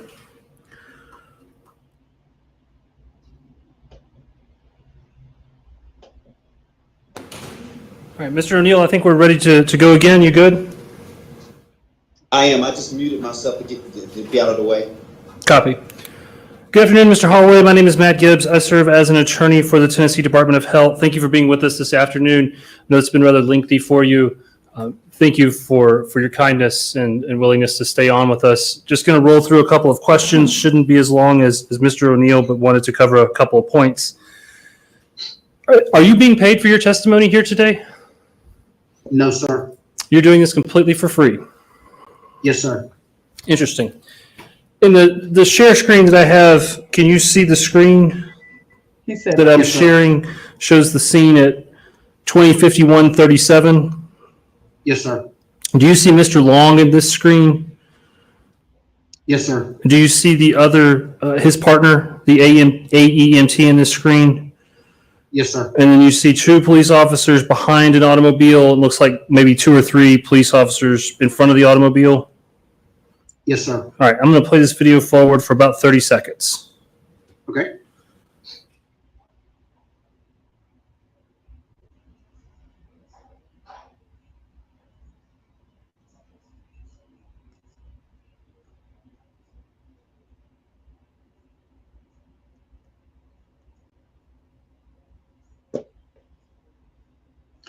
I did think that was interesting. Okay, so they already know that people are going to be asking if they're getting paid.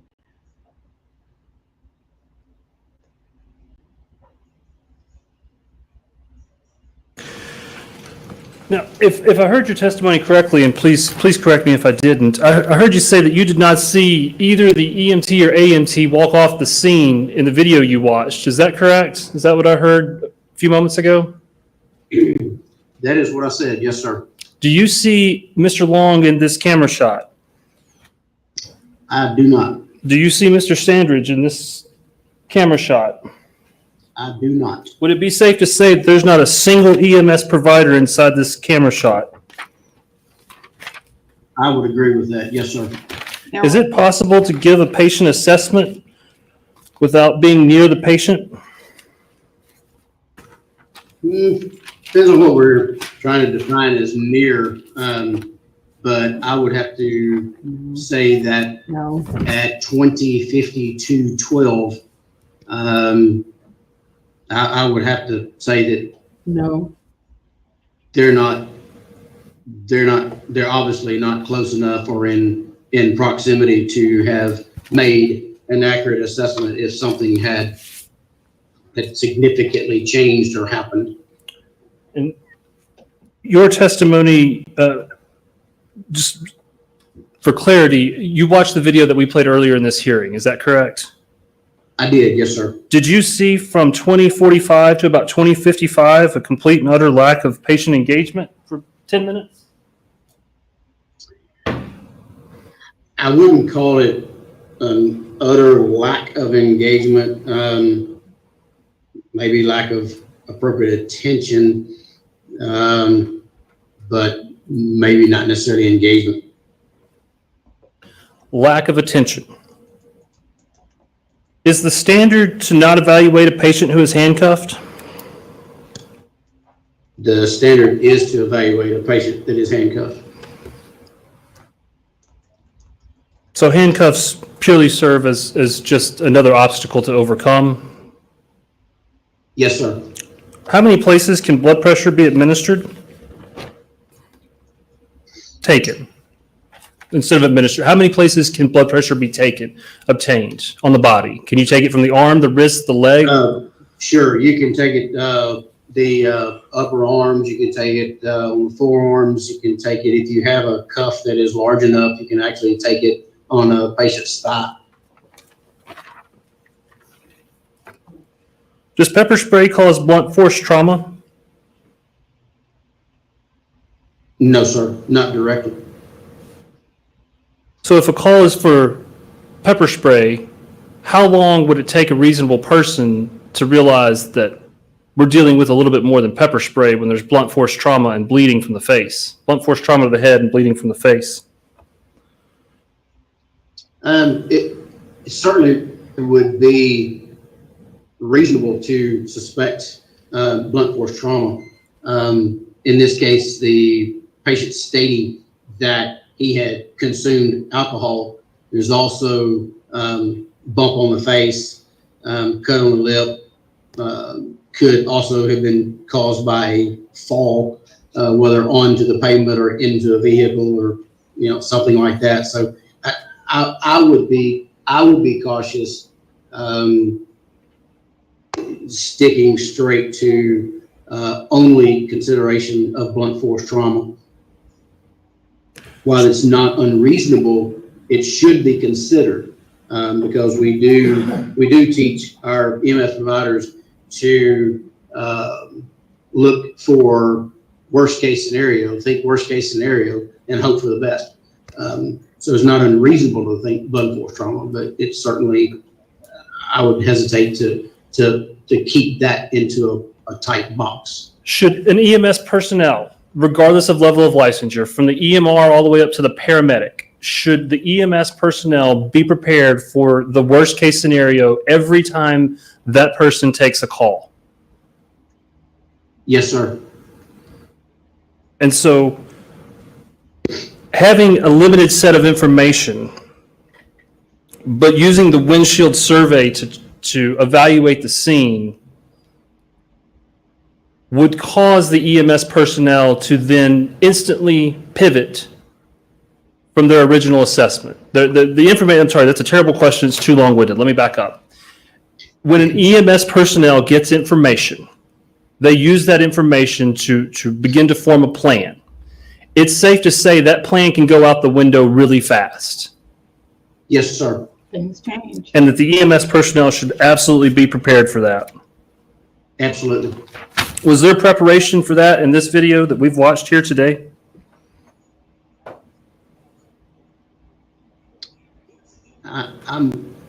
I'm not sure I understand your question. I mean, I understand the words you're using. I'm not understanding where you're wanting me to go with that. Do you see EMS personnel who are fully prepared to evaluate every scenario that they can encounter during the block of time that we've watched here today? Do you see EMS personnel who are fully prepared to engage a patient and to remedy any type of, within scope, within training, to remedy a medical event? I'd like just a large objection just for the record. This causes speculation.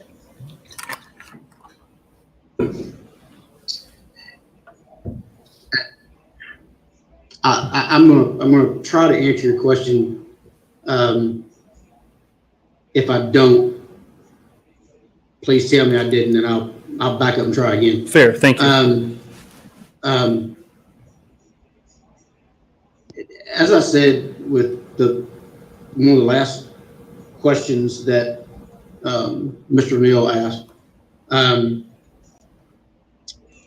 I did not use these words then, but I'll use them now.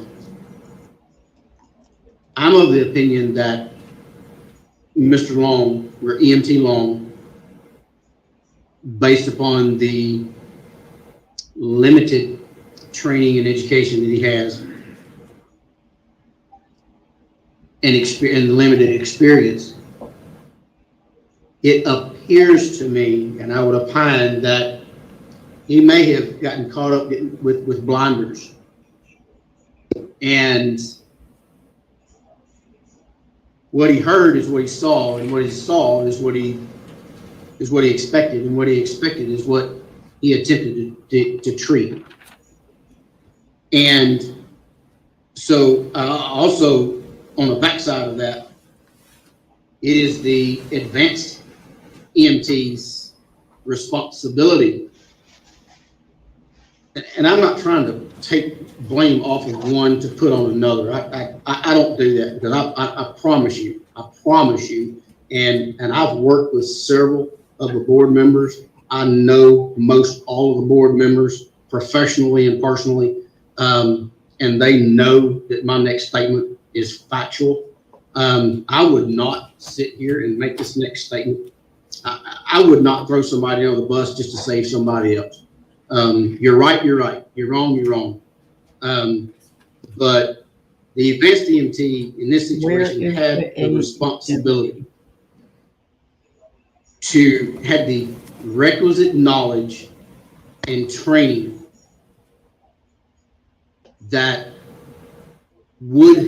should have recognized that the patient was deteriorating and should have changed the course of how things were done, and especially around that 2044, 2045, or I'm sorry, 2054, 2055 mark.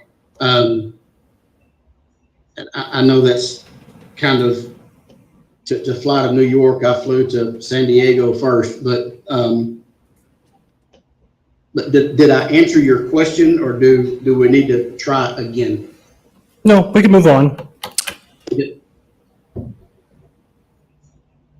Are you aware that Mr. Long sat through a remedial course in the days leading up to January 7th?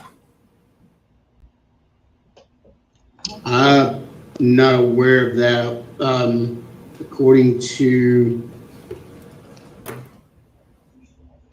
I think, if I remember this correctly, he was. I'm sorry, I said remedial. I meant refresher. He sat through a refresher course. After his deployment, he came back, sat through. Go ahead. No, I didn't mean. Are you finished? I'm sorry, I did not mean to interrupt you. No, and it's same to me. I apologize for interrupting you. My question is, so it's twofold. I'll let you answer them both. Are you aware? And then two, does it change your analysis? Am I aware that he attended a refresher course prior to, from the time that he was discharged or came back home and came back on the job in January? Was I aware that he attended a refresher course? No, sir. I was not aware of that information. Does that change my analysis? Knowing the nature of how most refresher courses are managed, they tend to concentrate, and I'm not stereotyping all of them because a lot of us do things very differently, but the vast majority of them stick with the very basics. And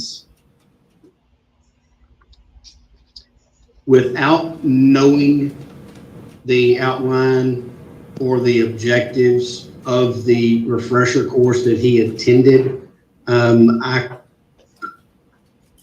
am unable to, in good conscience, provide an opinion. I can't answer your question. That's fair. EMTs are trained, right? Like we went through a 7-page CV that demonstrates your ability to teach others. I'm just summarizing that into a sentence. EMTs are trained. Is that correct? Yes, sir. They're trained in a variety of areas. Do you know off the top of your head, I can give it to you if not, do you know off the top of your head how long an EMT sits through training? Clinical training, theory. It's generally 120 hours. So extensive, right? Dozens and dozens of hours. Yes, And then last series of questions, I learned a long time ago not to say last question. When in your testimony, and this is long-winded, so forgive me, I'm trying to get to the point of about speculating. In your testimony a few moments ago, you were asked about the AEMT or Mr. Long trying to apply the blood pressure cuff and to take vitals. And my understanding of the testimony is that the patient rolled away as if to signify, "Don't touch me." Did I hear that? Am I summarizing that correctly? Or if that's mischaracterized, please correct me. Yes, sir. That is a fair statement. That is what it appeared on several occasions. to be occurring to me. Yes, sir. And is that a guess? Is that it? Go ahead, please. I wouldn't call it a guess. It's It is a yes or no. based off of an observation, reaction, based off of past experience. I would not agree with calling it a guess. Is it fair to say that there could be any number of reasons that patient TN moved in a particular moment, regardless of external stimuli? Yes, sir. Yes. Thank you. That's it. That's all I have. So, Mr. Holloway, as you saw with Mr. Long, the board may have some questions for you, so I'm going to step aside, let them have a turn, and then if Mr. O'Neill has further questions, he'll rejoin. Yes, sir. Mr. White, you're up. Thank you, Mr. Holloway. Just a couple follow-up questions to your comments here. You stated that you had issue with the board making its decision because the video had no audio and we were unable to ascertain the true details or nuances of the situation associated with the patient and the respondent. Yet, in your testimony, you've opined that on the 10 plus times that the patient slumped over and appeared to the rest of us to be unable to maintain a sitting position, that was characterized as not necessarily in distress, but the patient being combative and non-compliant. And in addition, despite the respondent's testimony that he noticed the patient becoming non-responsive to verbal stimuli and only responsive to a sternal rub at 2056, you felt that the patient's level of consciousness deteriorated at 2054. Given that that's a very specific kind of observation given the video, I'd love to understand how you came to those determinations. Okay. Very fair question. I don't remember using the word combative. No, that was Mr. Long who made that statement. It was my opinion that, and if I did, I'm sure someone will correct me, but I don't think that I used the word combative. I did not see that in the patient, but again, as I was watching, it appeared to me that each time, or most of the times, when the EMT would, one of the EMTs would bend down, lean over, attempt to touch, that the patient would either move their legs, move his legs in a way that could be interpreted as trying to kick them or was trying to roll away from them. I even made the statement that the only person who really, or the only persons who really have the right, for the lack of better terms, they have the vision, they have, because they were there on the scene with the patient to make a clear and more accurate determination or picture of the patient, are going to be the two EMTs. Because, I, like everyone else in the room, except for the EMTs, I'm looking at a video and I'm looking at it and, okay, well, based upon my experience, I'm saying I'm looking at it this way based upon what I have experienced. And so again, the only people who really I'm agreeing with Marcus. have the ability, here. or maybe not the ability, but have the opportunity to make a more fair assessment of mental status and condition are going to be the two EMTs. Okay, he could have said that. And so if the EMTs if they make a statement that contradicts mine, I most certainly will, if it's based upon a judgment or an observation, I most certainly would yield that back to the EMT with them actually physically being there in the moment.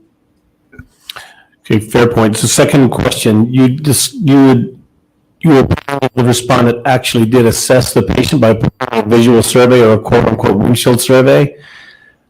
I'd love to understand the parameters of a windshield survey and when it's considered acceptable. If an EMT pulls up in an ambulance and doesn't get out of the vehicle and sees a patient close to the ambulance, can they determine that the patient doesn't require any care and then drive away and consider that an assessment? Absolutely not. So at what distance is a windshield survey considered an assessment, if this was an assessment without physically interacting with the patient?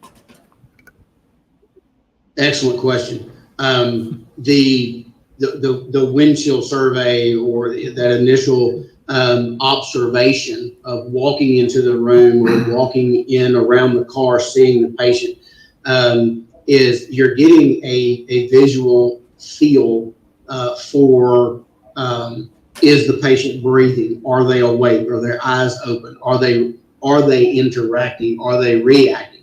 That does not take the place of a hands-on physical assessment. But in this case, with the EMTs stating that their interpretation of the body language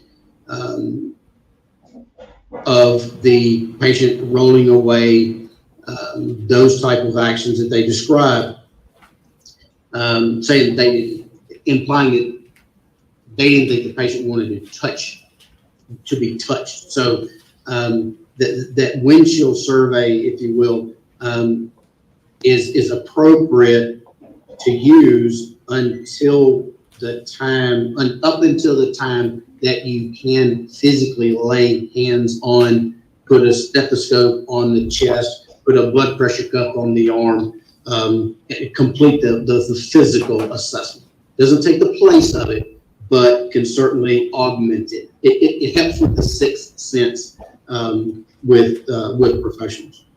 Just two more questions, and I'll give the floor to the other board members. Sure. So that windshield survey or visual assessment, in the 10 minutes where the respondent was standing adjacent to the patient or close to the patient, between when the last contact or physical contact with the patient was made and when the patient became unresponsive to verbal stimuli and required a sternal rub, would a physical assessment have been able to provide value to the clinicians on scene as to the patient's deterioration? Yes, sir. Lastly, does an EMT have any accountability for their actions if they're on scene with a higher ranking clinician? Yes, sir. EMT is responsible for the information, the education, training, scope of practice within their level of training.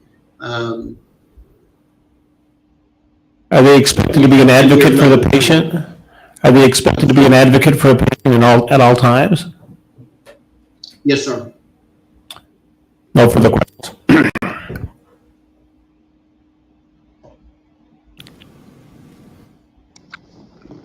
Mr. Chairman, Randy Porter.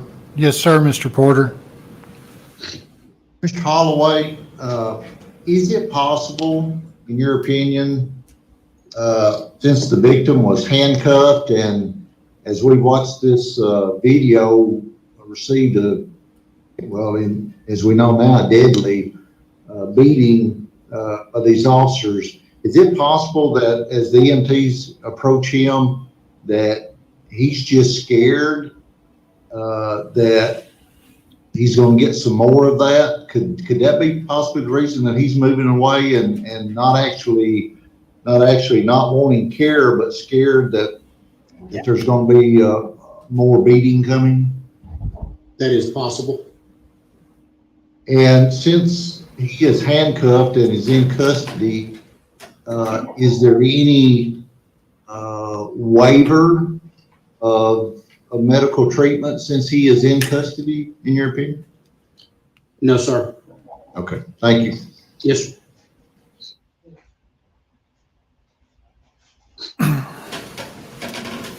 So Smith here. Yes, sir. Was this patient competent?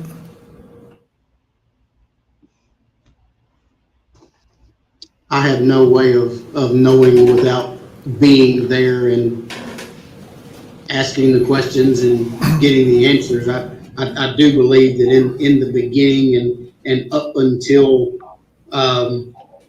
based upon the interactions, up until around 2054, 2055, I do feel as if though the patient is competent up until somewhere in that time frame of 2054, 2055. Well, and I asked because I think it's a pretty important point here, because you spoke about assault and battery, and if this patient is competent, that's a big deal with respect to assault and battery. But he was also described as being drunk, and he was in custody. So. Yes, sir. The custody doesn't change his rights of refusal to a certain point.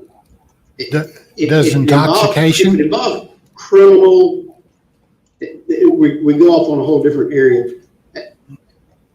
And correct me if I'm wrong, Dr. Smith, the statement that EMT Long made initially was that he was told, or that he asked the patient if he had been using any drugs or alcohol or anything like that, and the patient stated, I've had alcohol. I don't remember. I do remember EMT Long using the word drunk at one time, but I don't remember him saying that the patient stated that, but that he had consumed alcohol.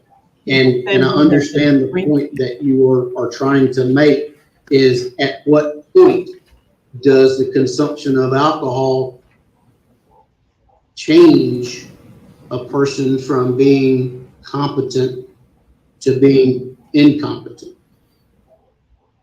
Well, you've made a real point about refusal of care, and if he's competent, then he can refuse. But if he's not competent, then that's not so valid. At what point did he change from competent to incompetent, and how do you know? I am opining that around 2054, 2055, based upon the way that his level of consciousness appears to change rather drastically. That is where I opine that his level of consciousness has deteriorated to a point where he is no longer, he may no longer be competent. In your opinion, did the Memphis Police Department impede care or access to the patient? I've been waiting for him to ask that. No, sir. Wow. No. Wow. Anybody else? He said, Mr. Chairman, this is Tim Strange. Mr. Strange. Is Mr. Long? Mr. Holloway, how many patient assessments have you done from a standing position on your patients? A physical patient assessment on a patient that is supine, none. I've done many visual, but not physical. But would you explain to me a visual versus a physical assessment? Sure. Physical is you're looking at the patient, you're assessing their work of breathing. When you're asking them questions, you're evaluating, when they answer, are they answering in choppy form, or they having to take a breath every other word or so. If they are talking and if they can hold themselves upright, and which this patient was, he was seated and handcuffed, he was able to hold himself up, he would roll over and then he would roll himself back up. He obviously had a blood pressure and pulse rate at the time that was sustaining life to that moment. So the physical assessment, the visual assessment is that what you are observing, the skin color, the skin color, the perfusion. You're looking at, you can look at the chest and see how well the chest is moving. You can look at the eyes. If the patient can open them well enough, you can look at the eyes and tell how do the eyes look. So a visual, as I was explaining to Mr. White earlier, that the visual assessment is just that initial gut feeling type of interaction, that intermediary between the time that you are initially there making that initial until the time that you can actually put your hands on the patient to assess them. So I'm an ITLS student of yours, and I'm doing an assessment on a trauma patient. And you're evaluating me for ITLS certification. And I'm gonna give you a visual assessment, and you're gonna pass me. Is that correct? No. All right, that's impressive.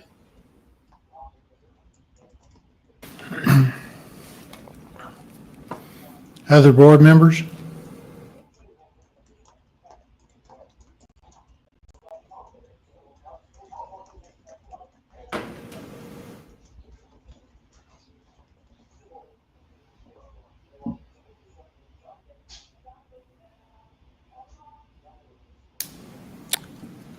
I guess, are there other questions from the attorneys? Follow-up? Mr. O'Neill, do you have any questions in light of the board or my questions? I do. I just a few questions. Mr. Holloway, as we sit here today and as you review and look at everything, is your concern is making a determination without being on the scene?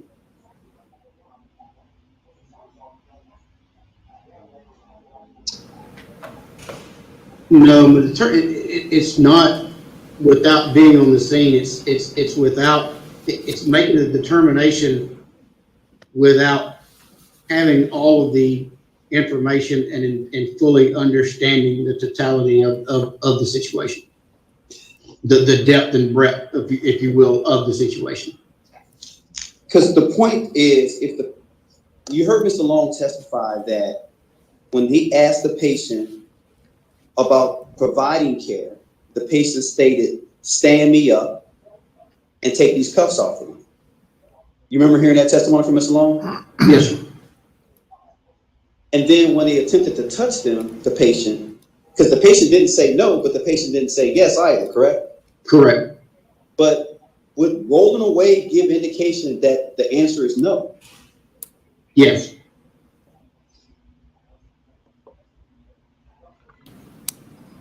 So how much can you do if you believe? Because the question really boils down is what the EMS people believe when they were on the scene. Is that right in your opinion? Yes, sir. If they believe that the patient did not want to be touched, could they do it anyway? They could, and possibly face,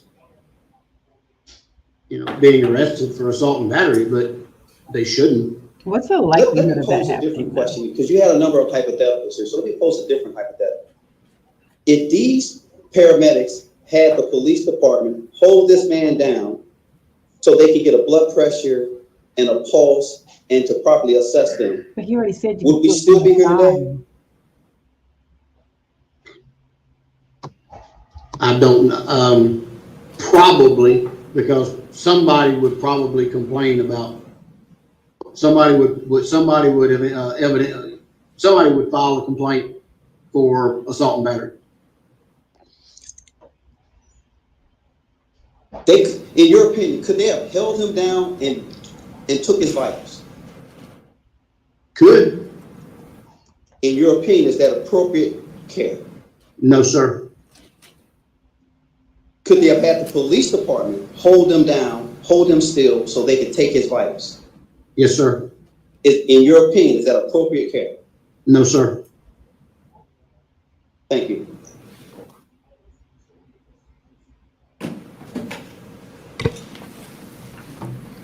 Mr. Chairman, that concludes all my witnesses.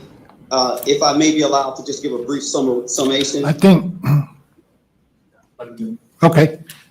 I thought Mr. Gibbs was going to speak, but go ahead, sir. Mr. Chairman, I appreciate the time and opportunity to allow my client to present his side today and to allow me to have a witness also testify on my client's behalf today, a person with a substantial experience, and not to take away from the experience from the board. But I would ask a couple questions for the board, and that is this. The reason why we're here today, and the reason why I'm here today, and the reason why Mr. Gibbs was concerned that Mr. Holloway was here at no charge is the question becomes, do we take a machine gun to kill a mosquito? If the question is whether or not Mr. Long needs remediation, or whether or not he had enough training, or whether or not how the scene was handled, I don't know the answer to those questions. But I ask the board to consider this. Analogy. If you're a doctor, if you're a nurse, if you're EMT, if you're a lawyer, the last place I want somebody to do is walk behind, even cases that I've won, that I've brutalized the other side.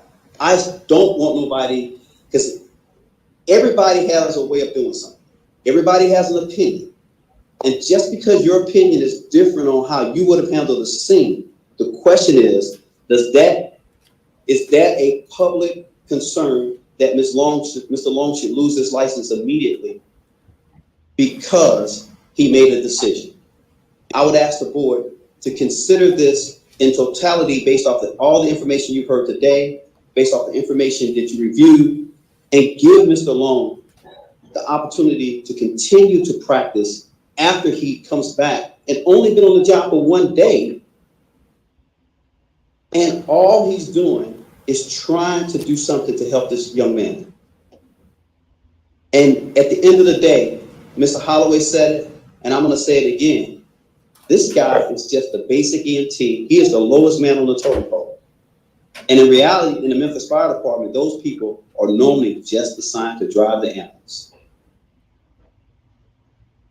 Thank you.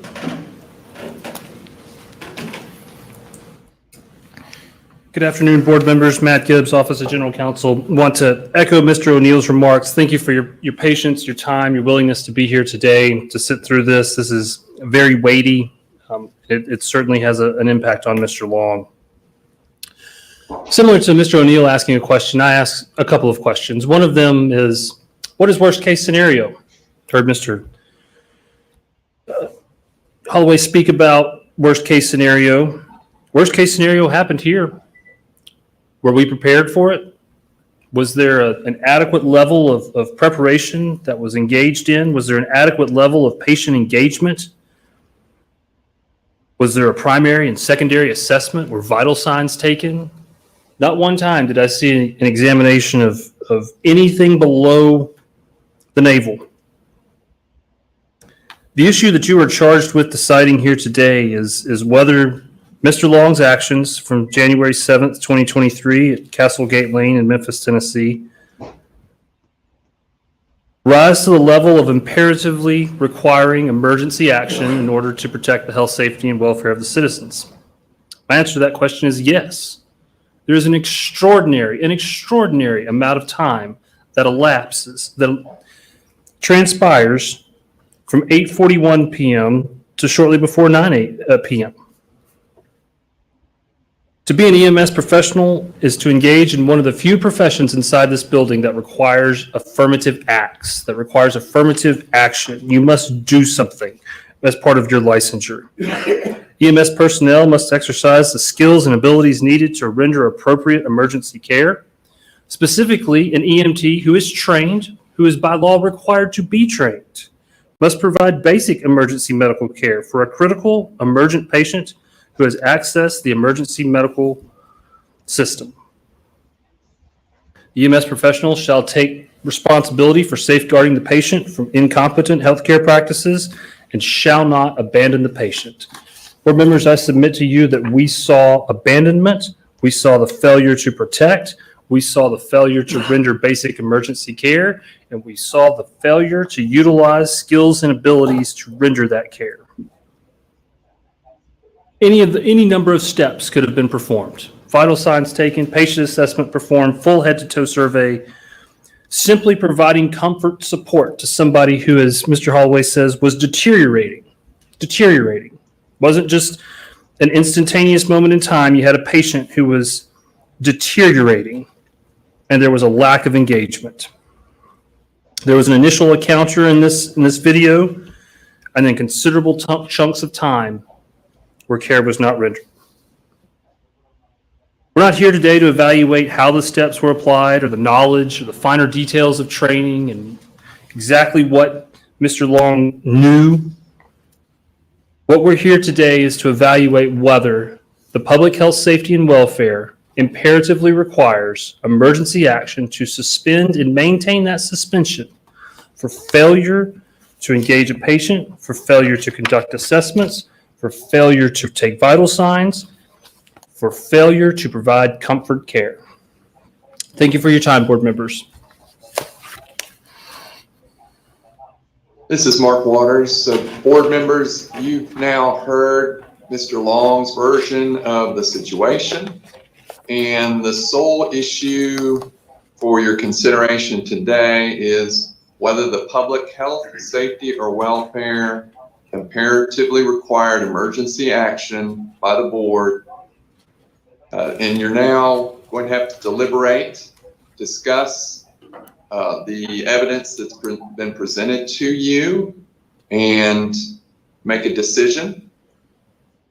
There's essentially you've got a couple of options. So Mr. Long is essentially requesting that you would find that the public health, safety, and welfare did not imperatively require emergency action by the board and lift the suspension on his license. The state, on the other hand, is asking that you would reaffirm your decision and keep the summary suspension in place pending a formal trial before the board at some future date. So if you would, during your discussions, during your deliberations, please try to discuss what you think the standards are and how those standards meet up with the evidence that you've been given. I believe that in your cloud file, the state has provided a proposed order to go along with their presentation. Mr. Chairman, we make a motion to open up for discussion. Is that the next step? So I think we have to have a motion first, but I guess my question, Mr. Waters, is are we merely voting to either change and lift the suspension versus reaffirm? Is it a yes, no, an either or question, or do we go through all the same findings of fact and conclusions of law and such as that we would do with a typical regular suspension? So I think you do need to make findings. You made findings in your original order. Now you've heard other information today, and that may change your decision, may change your findings. You may want to make additional findings or change the findings that you made, but you do need to make findings. Any decisions will need to be made by motion, a second, and a majority vote. Sure. So we would go through findings of fact, basically go through a normal order process. And I was asking that versus do we lift the suspension or reaffirm, which is a much simpler question. I wasn't sure where you were directing us.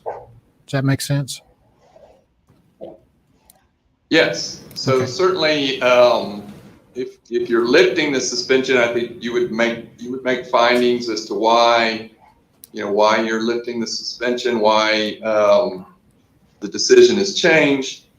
If you're reaffirming your decision to summarily suspend, you would still want to at least address the findings to ensure that there has been no change to those as well. So it would seem the initial decision is lift or reaffirm, and then we'll support it with the findings of fact, conclusions. Makes it, is that?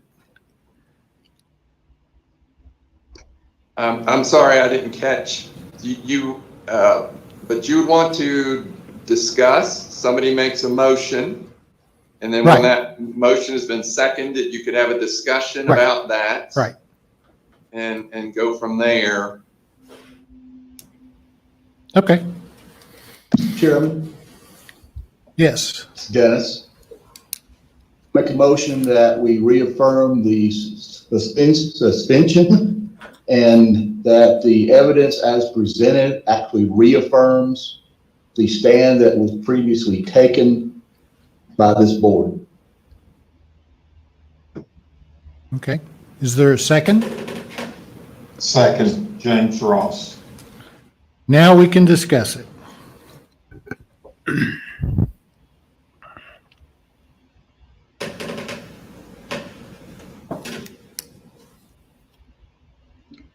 Yeah, Mr. Chairman, I didn't see anything or hear anything compelling today to make me feel that the board needs to change its original decision.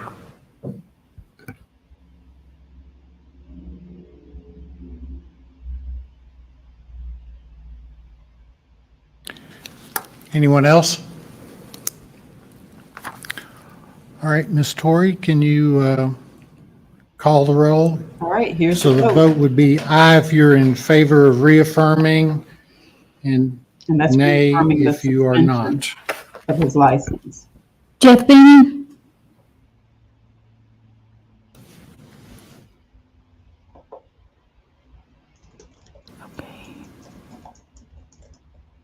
Jeff Beeman,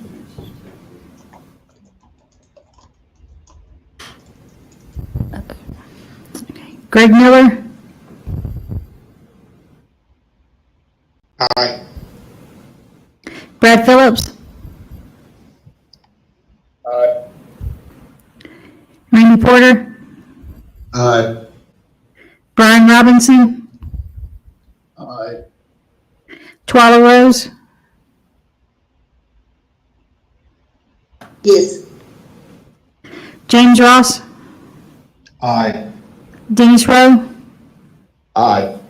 Tim Strange, Aye. Tyler White, Aye. Dr. Smith. Aye. Is Jeff Beeman on yet? But he's going to rejoin. Okay. So we reaffirmed the suspension. Now we need, I'm sorry. All right. Let's take up conclusions of law, I think.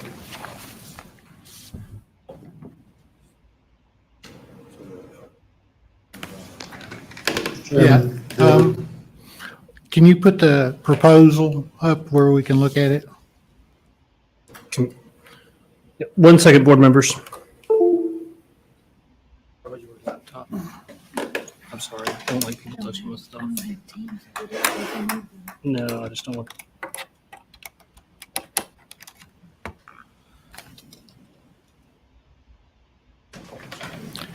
My wife's driving in this.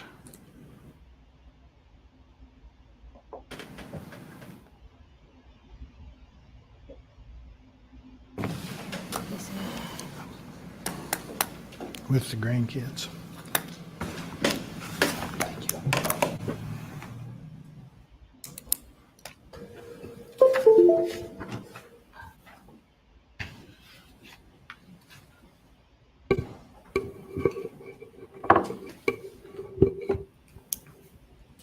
So it looks like he's trying to pull up the order.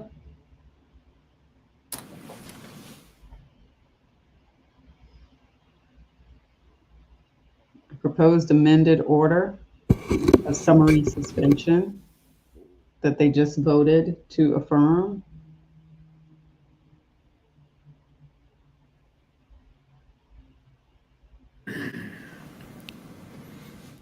Board members, I think I would suggest you start with the findings of fact. Thank you. We will. Mr. Chairman, Randy Porter, I'll make a motion we accept the findings of fact as presented in this document. It's been a Terrell, I second. Discussion?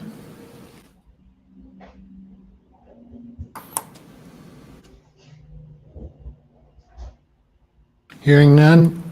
Ms. Torrey, will you call the roll? Aye if you're in favor.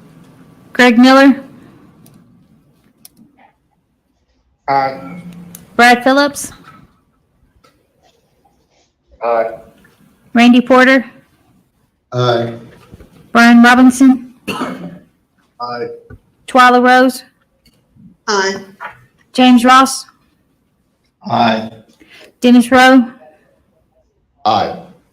Tim Strange, Aye. Tyler White, Aye. Dr. Smith, Aye. and Jeff Beeman's absent.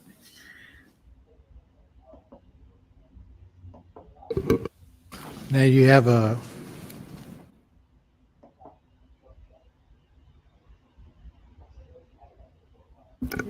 This is Tyler White. I would make a motion to accept conclusions of law as written. It's Tim Strange, I second. discussion.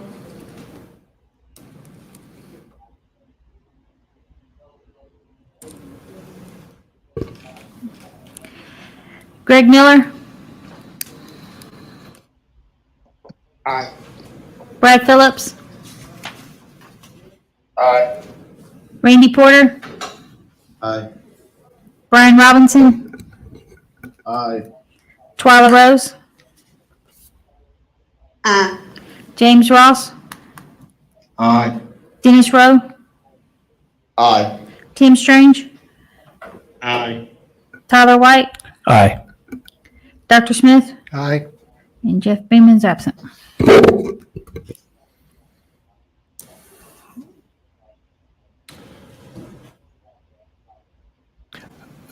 I think for completeness, we should probably vote in a similar fashion on a discipline, just to go through the motions as we normally would.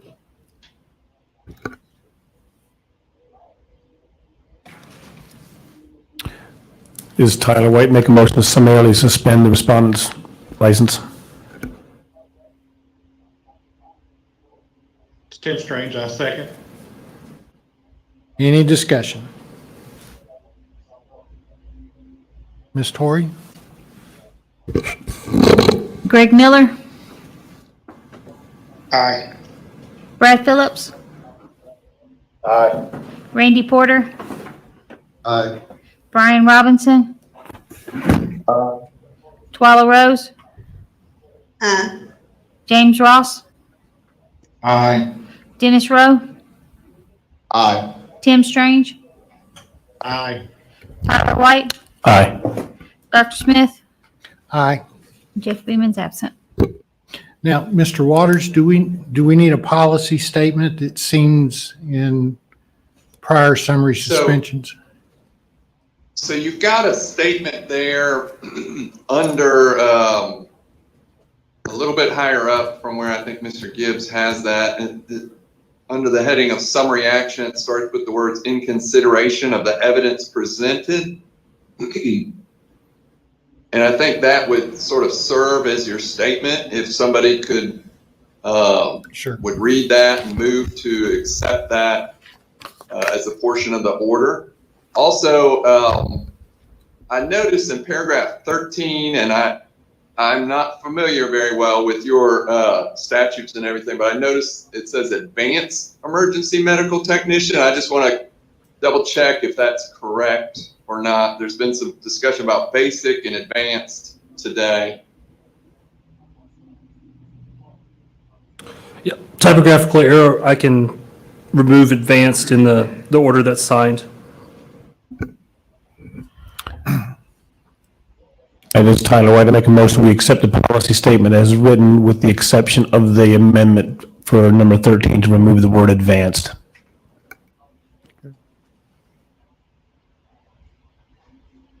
It's Tim Strange, I second. Is there any discussion? All right.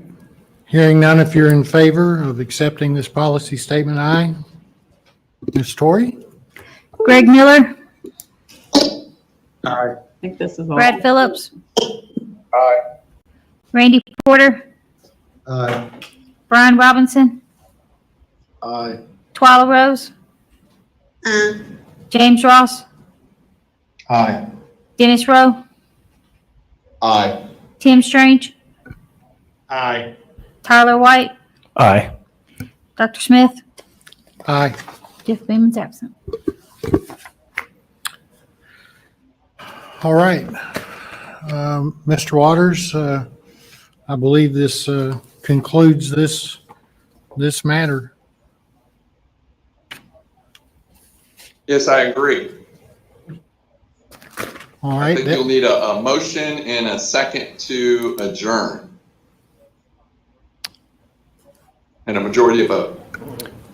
Tyler White, motion to adjourn. Will you accept a voice vote? No, we can't because it's on, I think they have to have a roll call vote because because it's electronic. Have to do roll I call. second vote for Tim Strange. everything because it's electronic. Ms. Torrey? Greg Miller, Aye. Brad Phillips, Randy Porter, Aye. Brian Robinson, Aye. Twyla Rose, James Ross, Aye. Dennis Rowe, Aye. Tim Strange, Aye. Tyler White, Aye. Dr. Smith. Aye. That motion carries. We stand adjourned. All right, that's it. They have finished that. I guess I should stop sharing in the background there.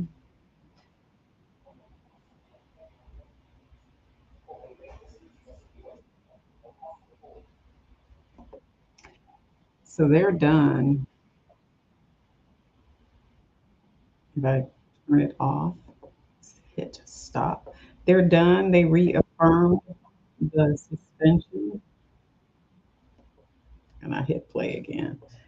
They have reaffirmed that suspension. So there's actually going to be another hearing. This was sort of the one regarding the emergency nature of it. So initially they suspended his license without a hearing. So this was an opportunity for him to come and present his evidence, present his side, present his expert witness as to why his license should not have been suspended. And they heard all of that. They asked all of the questions, and then they voted to reaffirm the suspension. So that's the emergency suspension. So there'll be another hearing on this, and there still has to be a hearing for EMT Jamichael Sandridge, and there's still possibly is going to be a hearing for Ms. Whitaker. We will see how that goes, but thank you for hanging out. Don't forget to like the video and subscribe. Peace.